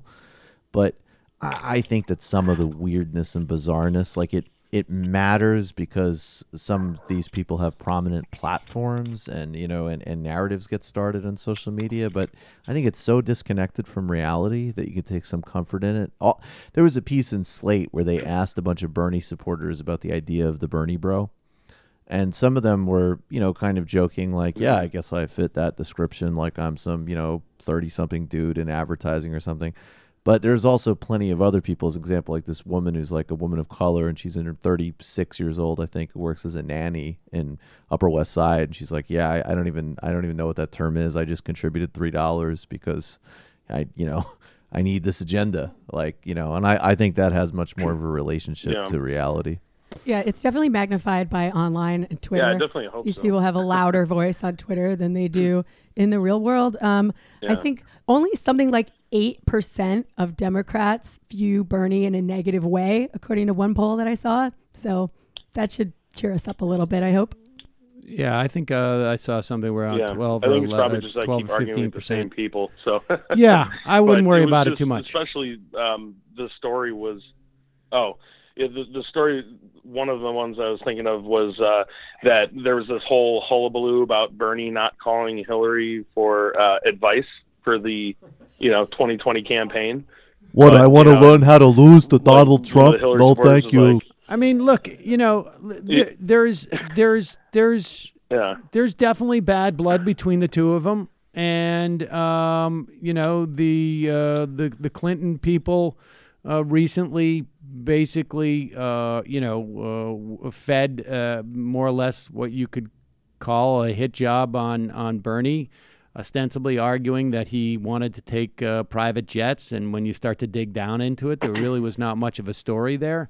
I mean, that there's a certain inevitability that this is what's going to happen. So it's not surprising, and it's not terribly, it's not terribly important in the final analysis. But I think the only thing that's relevant maybe to ask people in the Clinton orbit is the same question that Bernie always gets asked, which is, if Bernie's the nominee, are you going to stop this crap and support him?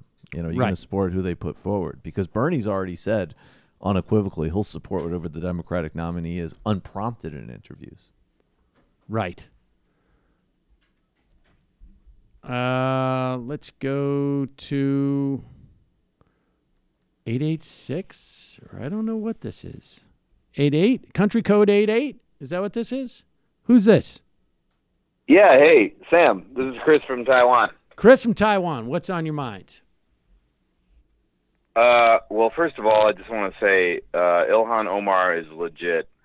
Michael, I know I saw on Twitter you donated to her.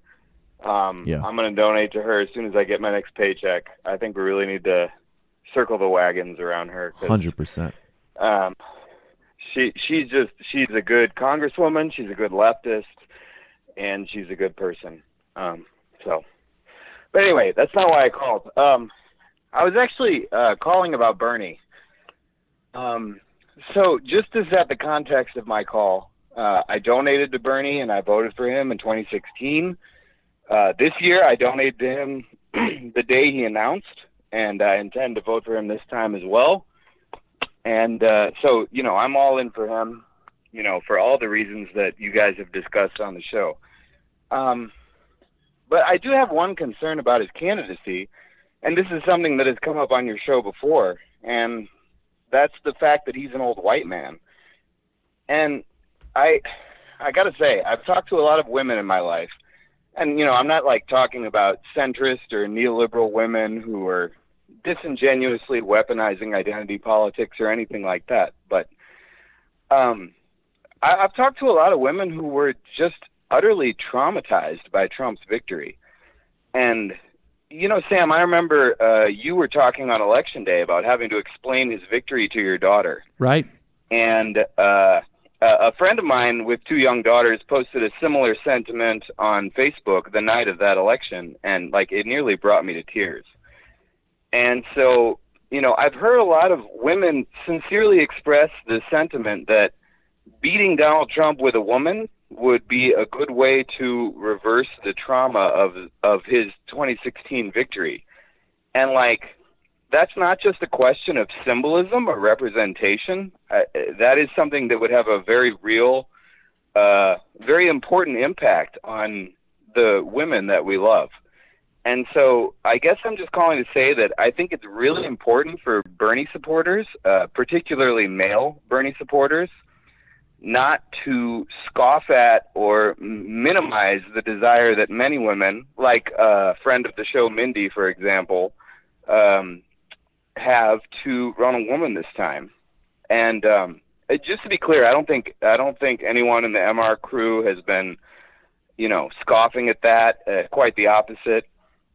But I want to echo the concerns that a lot of left-wing women I've talked to, women of good faith, that they have concerns about his candidacy. And I hope that Bernie wins, and I also hope that his victory ultimately serves as a stepping stone for younger people, for people of color, and for women to follow in his footsteps. And I think it's really important that we make that clear as Bernie supporters. I couldn't agree with you more. I mean, and I happen to feel that there is, and frankly, I think if I was convinced that Elizabeth Warren, if Elizabeth Warren, let's put it this way, if Elizabeth Warren in particular, was to do increasingly well in the primaries, it would be a hard decision for me, because I do think that there is a huge, it's an important, a huge benefit and an importance to a woman becoming president. And we don't see the full array of candidates yet, but it would be very hard for me to, if Elizabeth Warren was in contention, and she very well may be. I mean, we're way out of bounds right now. We're way away from where things really begin to, where the rubber meets the road. But yes, I agree with you. I think that it's very easy, too easy, to dismiss the things that you're talking about. I just want to say really quickly, I don't dismiss. My only problem with what you said is I'm not going to indulge the formulation of him just being an old white guy. I just can't. I think if you've had family that directly related to you that were wiped out in the Holocaust, and having that experience, I think there is some real erasure there that I actually genuinely find offensive. and I won't. The Okay. point is still valid. That's fair enough. That's fair enough. The point is for sure. totally valid, and I'm not going to dispute that point. But that formulation, and that formulation specifically, has been deployed by the people that are bad faith, and I won't stand for that. Everything else, I agree with you. Well, you have to be able to make the distinction between when somebody's using it in good faith and when someone's using it in bad faith. Like, if this is like a Democratic Party operative or like a real representative of the radical center and they're deploying these arguments, you can be an asshole to them and you can say, hey, guess what? I know what you're doing and it's not going to work on me. If there's a good faith person who just genuinely really wants to see, you know, someone who they consider to be like themselves in high office, then like, don't be a dick to them. Like, talk to them the way we spoke with Mindy the other day. You know, you got to be respectful. Just to be clear, like the women that I'm referring to that I've talked to about this were almost all people who supported Bernie in 2016. And so I am trying to refer to people who make this argument in good faith and not, you know. And Michael, what you said is absolutely right about, minimizing or erasing his Jewish identity. I find that's it really problematic. anti-Semitic and xenophobic in some ways, frankly. Like, I think it's really disgusting, and it doesn't undermine like the broader good faith point. I'm not debating at all, but I'm certainly not going to sit and let that line be thrown at him. It's profoundly dishonest. Well, he gets it from in both ways, right? Because there are representatives of the radical center who say, oh, people won't vote for a Jewish guy for president. But then, you know, when he or someone affiliated with him criticizes Israel, suddenly they're anti-Semites. It doesn't make any sense. I do remember, this was a private conversation, but I do remember, and you know, I'm not in this, and I think we should generally be more tolerant and forgiving of each other in general. But I do remember an acquaintance who, and she was going at Bernie hard for this and that, and then she just goes, and he also reminds me of a landlord. I was like, oh, okay. That's interesting. Wow. Jesus. Well, there's a lot of this stuff going in a lot of different directions, is all I'll say. Yeah, that doesn't sound quite appropriate to me.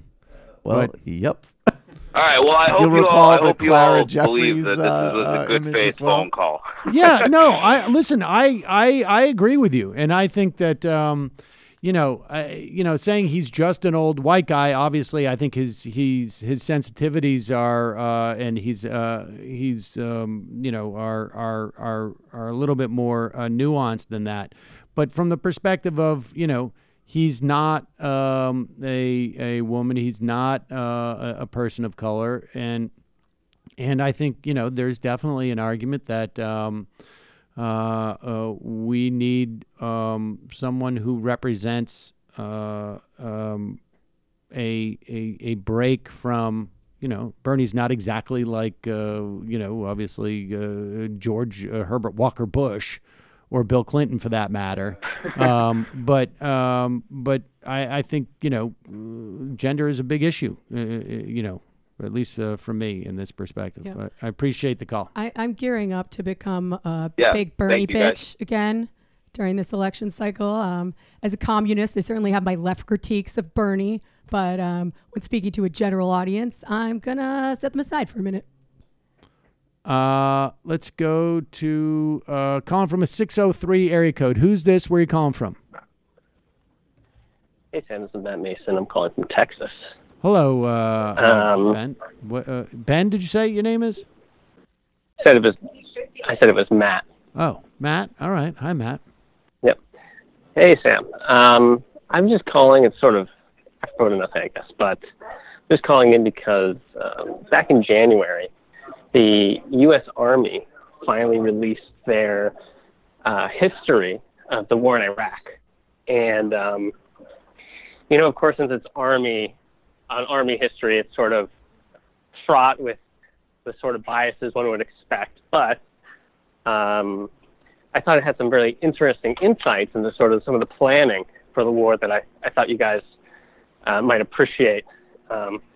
Largely, it just sort of describes sort of how completely unprepared and how sort of the Army completely lacked any sort of realistic perspective on the sort of situation on the ground in Iraq. You know, it talked about how a lot of the sanctions and things had actually increased people's reliance and approval on the government and that sort of thing. And it just had some interesting quotes from people like Rumsfeld, who really believed that, you know, we could win the war with 100,000 people, and, you know, there'd be massive liberation, like this liberation thing. And, you know, the sort of the delusion was so powerful that the actual invasion plans were called Operation Cobra 2. And just so everyone's aware, the original Operation Cobra was the U.S. breakout operation from Normandy that, you know, resulted in the liberation of France. Well, you know, here's the thing. I mean, and if you have more specifics, I'd like to hear them. But my sense is this. I mean, the metaphor for all of this is when oh gosh, what was his name now? Paul Wolfowitz. Paul Wolfowitz went ahead and said, you know, the one thing we could agree on was weapons of mass destruction, because I think everybody had an agenda that went in there. I don't know that anyone believed that there was weapons of mass destruction in there for reals. But they all said this is going to be a good catch-all for everybody. And so I think for Rumsfeld, there was motivated reasoning in that he had this notion of a new military that was lighter and could maintain itself in a you know, sort of like a series of smaller wars around the world. And I think for a lot of those other folks, it was this imposition of democracy, which went hand in hand with this notion of like a free market, you know, and Naomi Klein wrote a great piece about this. I can't remember, something year zero or something to the effect around that time. And I think that was the idea. They ignored completely that dynamic of what you're talking about, which is that the Clinton era sanctions forced people to rely on the Saddam Hussein government even more. And they just thought like, oh, we're going to come in there, we'll free market this whole thing and it'll take care of everything. I mean, if there wasn't such huge, widespread horror in terms of, you know, 4 million refugees, 2 internally and 2 externally, and literally hundreds of thousands of innocent civilian deaths. And that may be an understatement, hundreds of thousands. Like it could be up to like 750,000 to 1 million. And I'm talking about, you know, Defense Department numbers on up. It would also be a prime example of the failure of a free, you know, the idea that you can impose this type of like free market nirvana, you know, but that is, you know, so far down on the list of failures that represents that it's almost not even worth it mentioning on some level. Right. And, you know, to give you guys some more perspective, you know, the Army, they planned the whole thing in like a 4-phase operation. Phase 4 was the sort of the aftermath, right? And to call it an afterthought was generous. You know, they, like, just a couple months before the invasion, they were just creating the teams to sort of think about what they were going to do to you know, to do with the country after they destroyed everything. And, you know, and to talk about what Rumsfeld his thinking actually has a term. It was called the Revolution of Military Affairs, and it was the idea that technology could replace the sort of boots on the ground that you know, would be needed in a thing like this. And you know, as we saw, it was totally ineffective. It was ineffective in Iraq and Afghanistan. And unfortunately, you know, the thinking didn't really disappear. I think the Army, you know, not to give the Army too much credit, but, you know, they are starting to be like, well, you know, this was not a good idea. This was not a good experience, you know. The book, by the way, is free. It's, you know, 1,500 pages, but I can send you guys a link via email. Oh, that'd be great. I appreciate it. Yeah.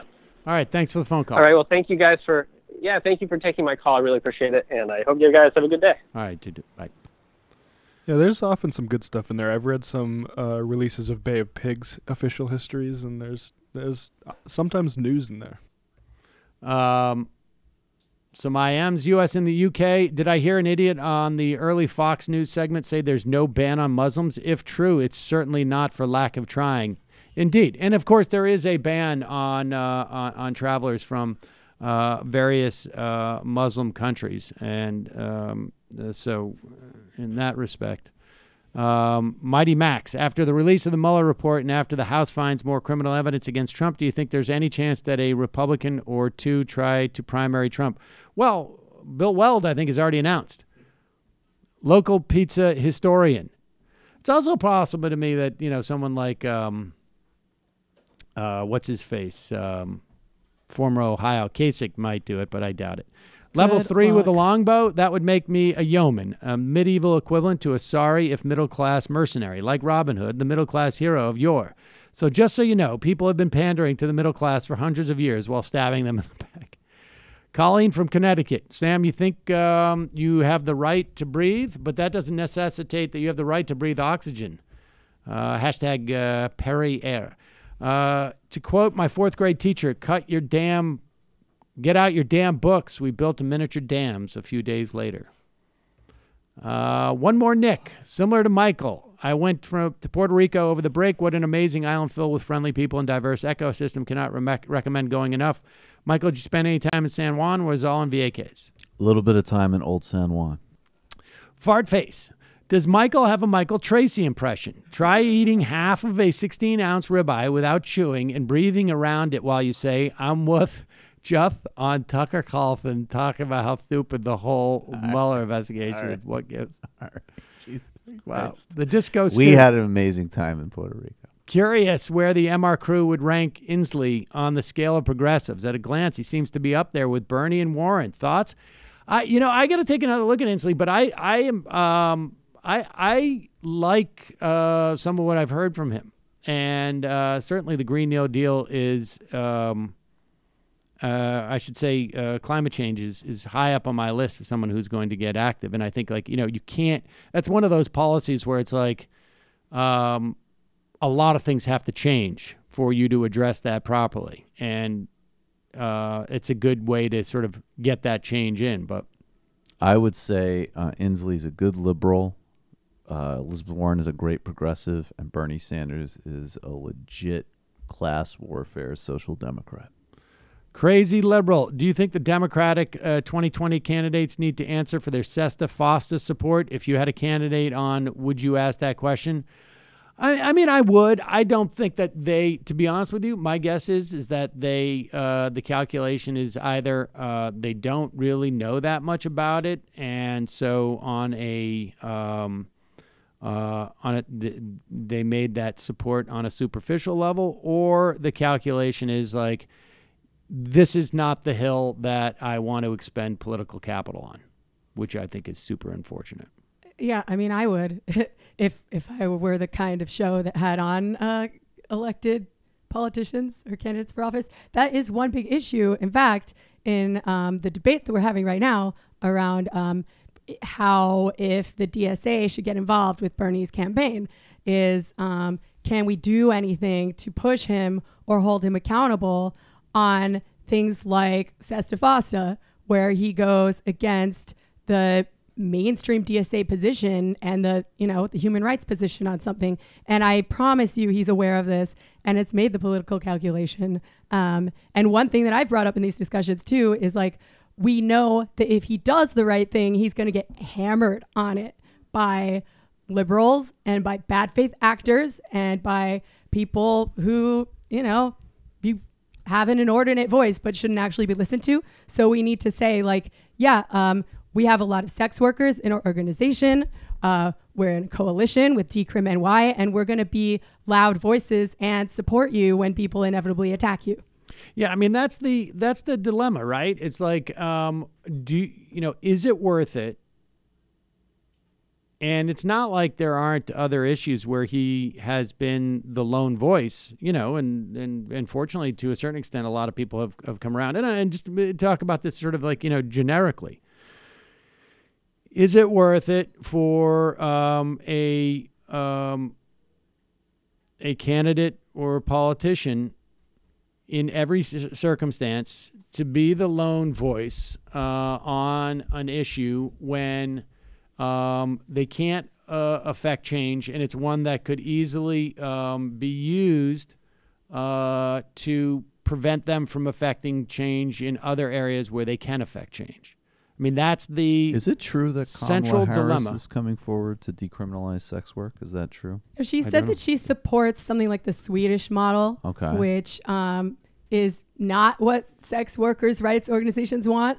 What is the Swedish model? Where the individual sex workers are not criminalized, although they are pathologized and often treated as victims when they're just trying to make a living. But the Johns, the managers, and like everybody else in the industry is still criminalized. Oh, so it's not like which my understanding still is leads to the is deaths of sex workers. We are talking about full decriminalization. Right, because my sense would be politically is if Kamala Harris opens the door a bit, that obviously makes it easier for yes, for but others for Kamala Harris, who feels that she has a liability on these things, she needs to do something that may not be quite as controversial as being against Sesta FOSTA, but will provide her with some measure of credibility. I mean, that's the thing. Each politician makes this calculation based upon the liabilities and the assets that their particular brand, you know, and I'm being a little bit crass in this, but just to make it easy,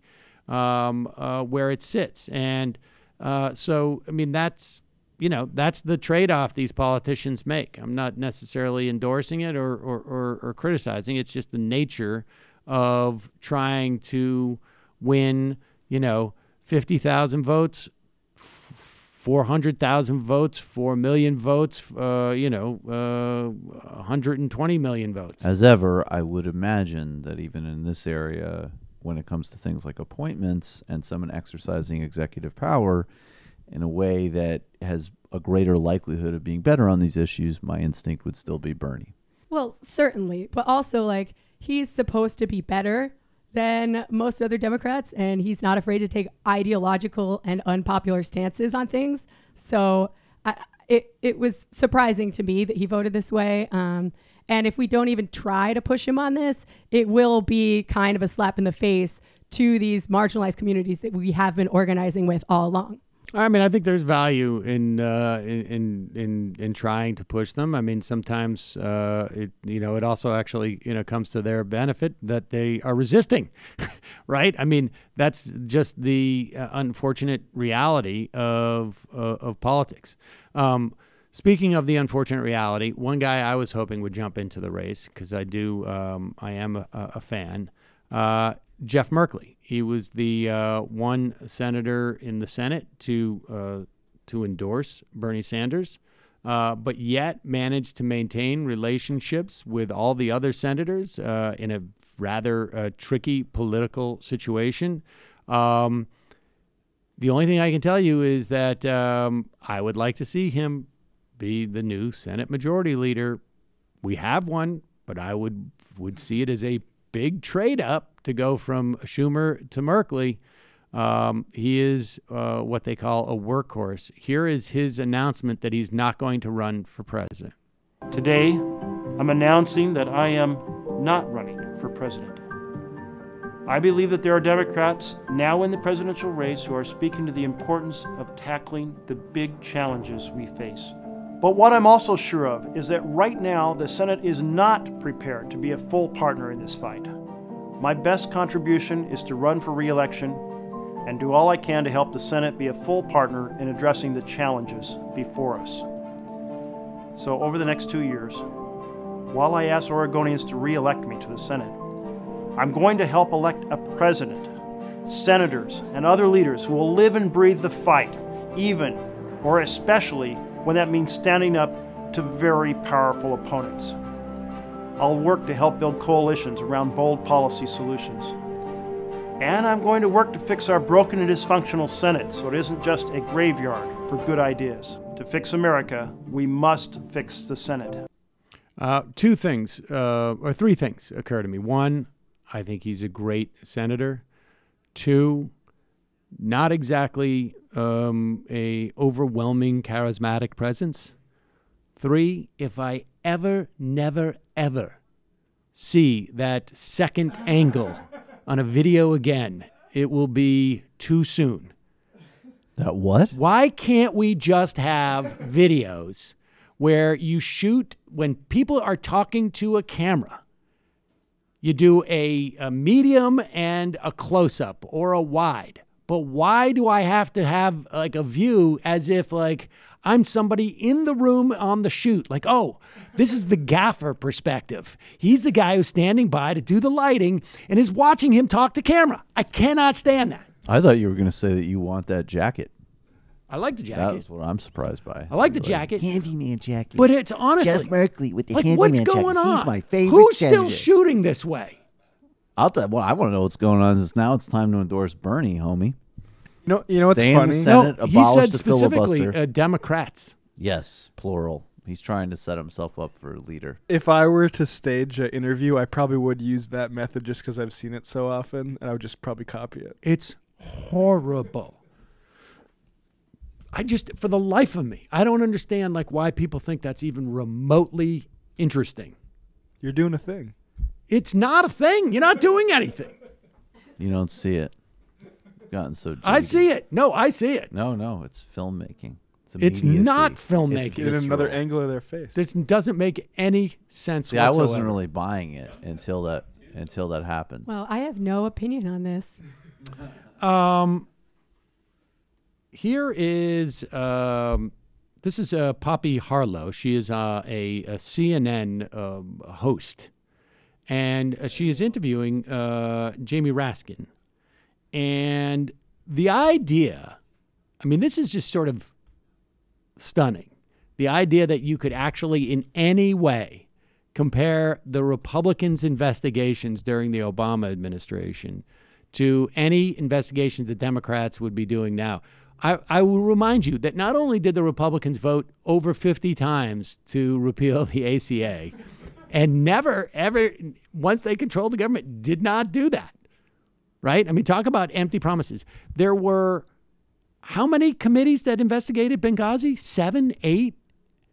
When they got into power and had complete authority over the government, do you know what they did about Benghazi? Nothing, because there was nothing there. Listen to this. So let me read you some of the pushback that is not just from the president, who just 52 seconds ago tweeted in all caps presidential harassment. It also comes from some Democrats who point to this. David Axelrod, for example, former senior advisor to President Obama, makes the point about your committee's wide-ranging document request by writing, maybe I'm missing something, but the hazard of an omnibus document demanded by the House Judiciary versus discrete serial ones is that however legitimate the areas of inquiry, the wide-ranging nature of it too easily plays into the witch hunt meme. Are you concerned about that? Are you concerned about playing right into Republicans who can say this is a fishing expedition? Well, look, for 2 years, the GOP has controlled the House and done no oversight at all. So we're catching up for lost time. Most of these are requests that we made That's not totally accurate, Congressman. And my question is, are you concerned about? Are you concerned which investigations do you have in mind? I would like for you to answer the Congressman. The question I have is whether you're concerned at all that this. Pause it for 1 second. Let's just remind you what the question is. The question is, even Democrats are saying this, and the only person she's citing is one paid Democratic former consultant who is a CNN contributor now, David Axelrod.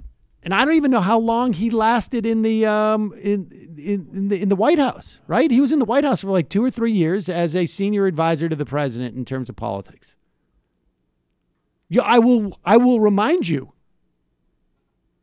that within the White House, the record for the Democrats while he was advising the president, not very good. Not very good. In fact, hard to imagine how you could calculate a worse one.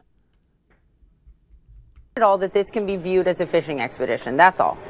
Well, obviously, that's what they're going to say, but the people who spent more than 2 years on the Benghazi investigation or Hillary Clinton's emails make very bizarre champions for the idea that we've gone too far when all we've done is send out document requests, and the vast majority of documents have already been turned over to other prosecutors and other investigations already.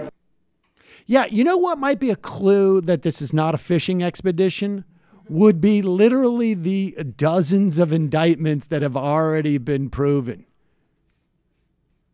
Like the fact it's a very that, successful like fishing the fact expedition. that it's a fishing expedition that keeps getting fish. His his top lawyer and his campaign manager are going to jail. That might give a hint that maybe, I mean, it's a fishing expedition to the extent that you're going fishing, but it also seems to be that you're like going fishing in a like literally like an aquarium. It's like factory farming. Yeah, we're going fish farming. Speaking of which, this is hard to parse, but there could be an increasingly interesting story behind this.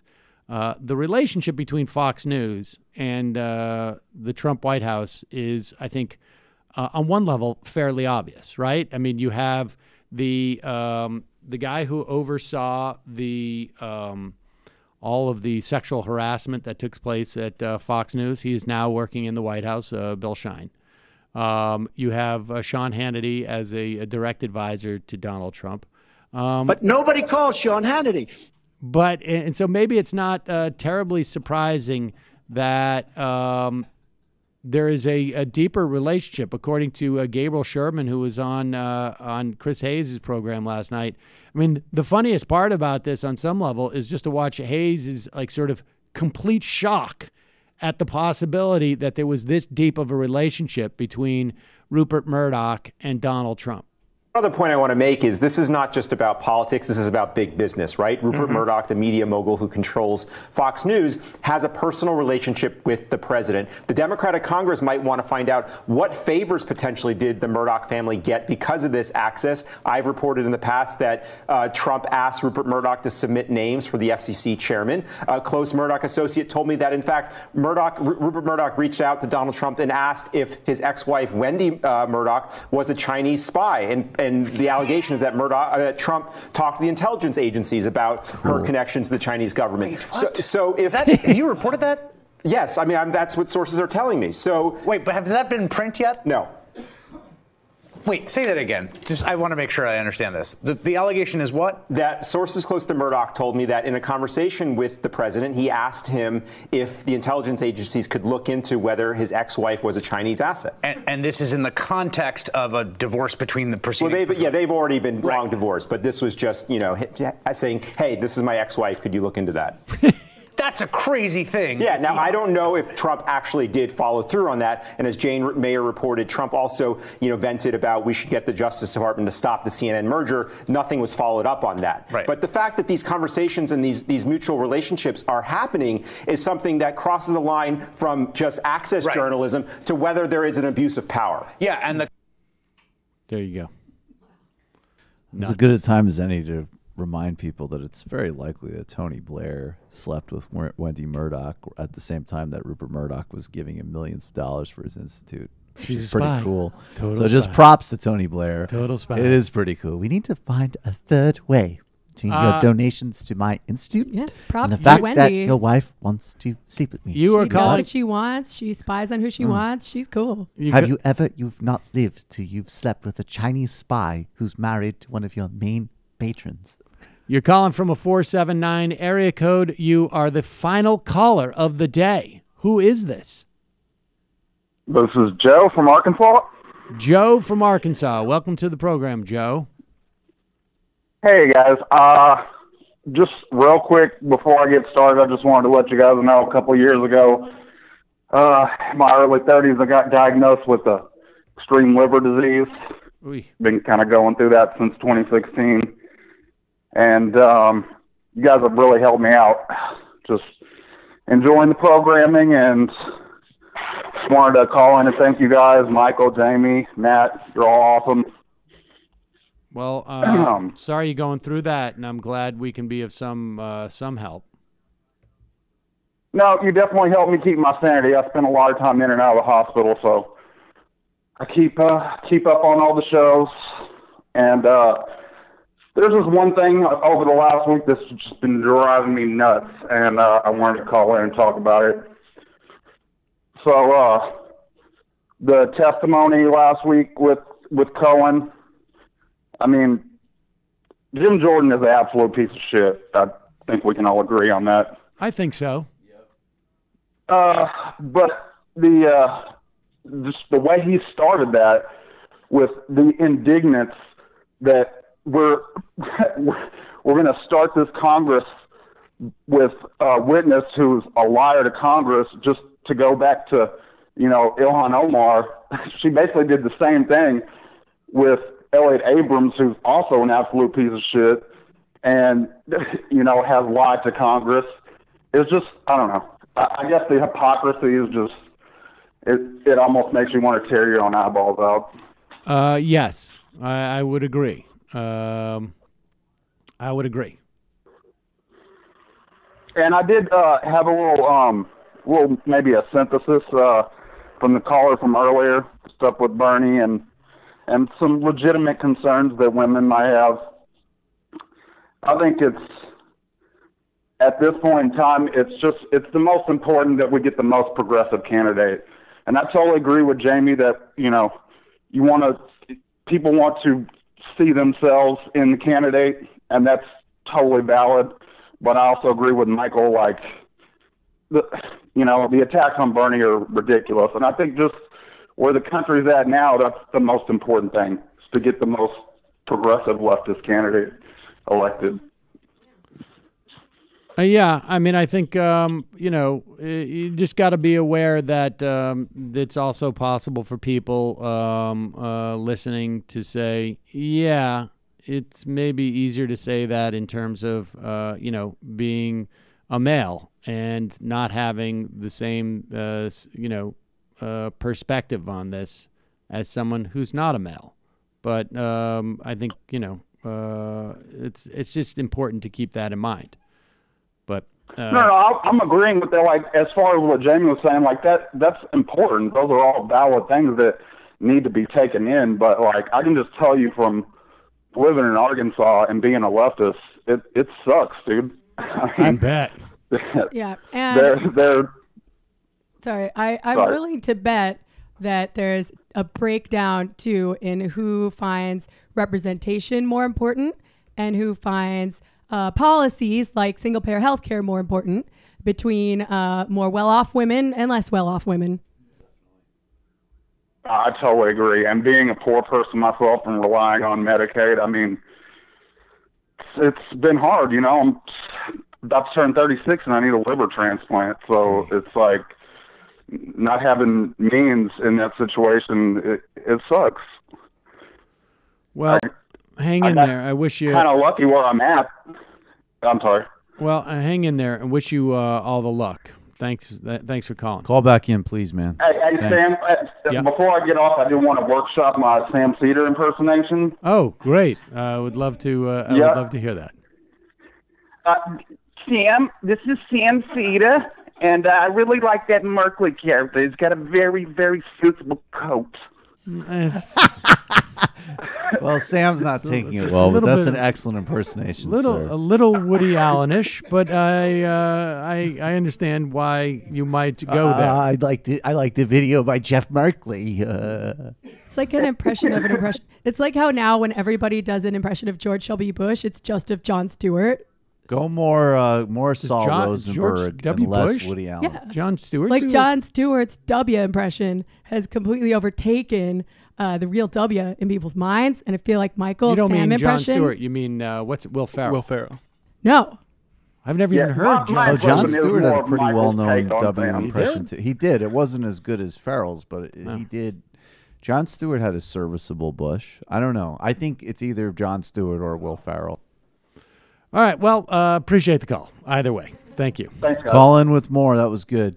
Don't let Sam crush your initiative. Your early attempts at your impressionist career. Your well-developed impression. The more people doing Sam Seder impressions in Arkansas, the better. That is probably true. You're trying to kill the crusade here, When man. The first hi, open man. mic I ever did was in Louisville, Kentucky. And I was quite drunk. Balls. And went to the bathroom. Went to the bathroom. And a guy came up to me and he's like, "Yeah, you were pretty funny." I don't know why. That's not how he sounded. Like it was, "Hey, man, you were pretty funny." Reminded me of that guy. What's that guy's name? The comedian. Woody Allen or Jerry Seinfeld? I said, "Well, this is 1989." Oh, then Woody Allen. Yeah, and it was, and Woody Allen's at the peak. You got a certain ethos It's about like, you. what's that guy? Woody Allen. And I was like, yeah, I can understand that. I can understand why you probably said that. Are we going to do 5 IMs and get out of here? Ramble on. I'm sorry. The most important thing is beating Trump. That's probably also true. That is also sort of the hardest thing to assess in many respects, right? I mean, you could go straight by the polling as it stands today, and then it would be Joe Biden. But I can assure you that Joe Biden is not necessarily the best chance to beat Donald Trump. Big Mama. Hi, Sam. How about just instituting Michael-free Mondays? Well, it's possible. Anything is possible. Wow. Producer Lauren, regarding Bernie Sanders' alleged hypocrisy, do you know if gun rights advocates were allowed to bring in their open carry or concealed weapons into CPAC? Game, set, match. Whoa. That's the ultimate response to that argument. I mean, maybe. The Hannah team should investigate. Mash the fash. Chomsky, LA Times last week, Virginia Democrats are facing a meltdown as many more politicians are discovered to have worn blackface at parties 40 years ago. Meanwhile, 25 years ago, the kids and teenagers brought up on gangster rap were calling women bitches and hoes as a matter of course. Somehow misogyny 25 years ago was okay and still allowed in lyrics. Ice Cube, head of Niggas with Attitude, called women bitches and hoes in his art. Comes on to Bill Maher's show to lecture him on how using the N-word in a self-deprecating way is uncool. Pot, meat, kettle. Why are the lyrics of violence against women fine, but we draw the line at minstrel shows? Is this a serious... is Ice Cube running for governor? This is also... He texted this in February 12th. Bad too. I am. Yeah, I think you're mixing apples and oranges a little bit there. Albino Ninja. A while ago, I seem to remember there was a libertarian study about the effect of regulation on business economy showing pretty much none. We talked about this the other day. We read this the other day. Susan Feinberg. Hi, everybody. Lucas turned 6 today. Congratulations. Oh, that's right. So, Susan's grandson... We go in, Saul gets born, we go into the maternity ward, and listener Susan's grandson is in the next room, being born as well. Happy birthday to Lucas. Yes, Saul turns 6 on Thursday, indeed. That's very exciting. That was very funny. Walked out and met, I didn't know them until, walked outside and they're like, Sam, Seder? Yeah, that was pretty good. I love Sarah Palin. I want to commend the dude who punched that guy at Berkeley. That was a pretty good shot, and criticize the one who got punched. I noticed this with younger kids. Listen, when someone punches you, square up, not run for your phone. Misdemeanor. Sammy, if you ever choose to vacation in Adams, Massachusetts, your room and board are covered. Thank you, Melissa Meaner. Street legal. All tax records should be public. Americuck. Ask Jeff in Georgia to slow down on the bong rips. And the final IM of the day.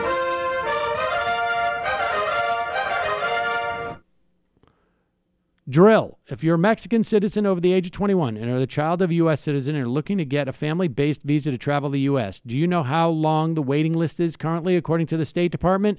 22 years. You would have had to applied in 1997, and right-wingers claim there's chain migration is an issue. See you tomorrow. It might take all the strength I got to get to where I want, but I know somehow I'm gonna get there. I wasn't looking when I just got caught between the truth and the light bar. But finding out won't make me feel any better. Yeah, I know the clock is ticking, but the meds are gonna kick in, and my pilot light shining bright. I get somewhere the choice is made, for the option where you don't get paid, for the road that bends before it finally breaks you.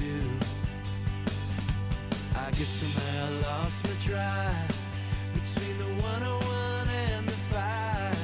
Do you know how far the detour takes you? Yeah, I know the clock is ticking, but the meds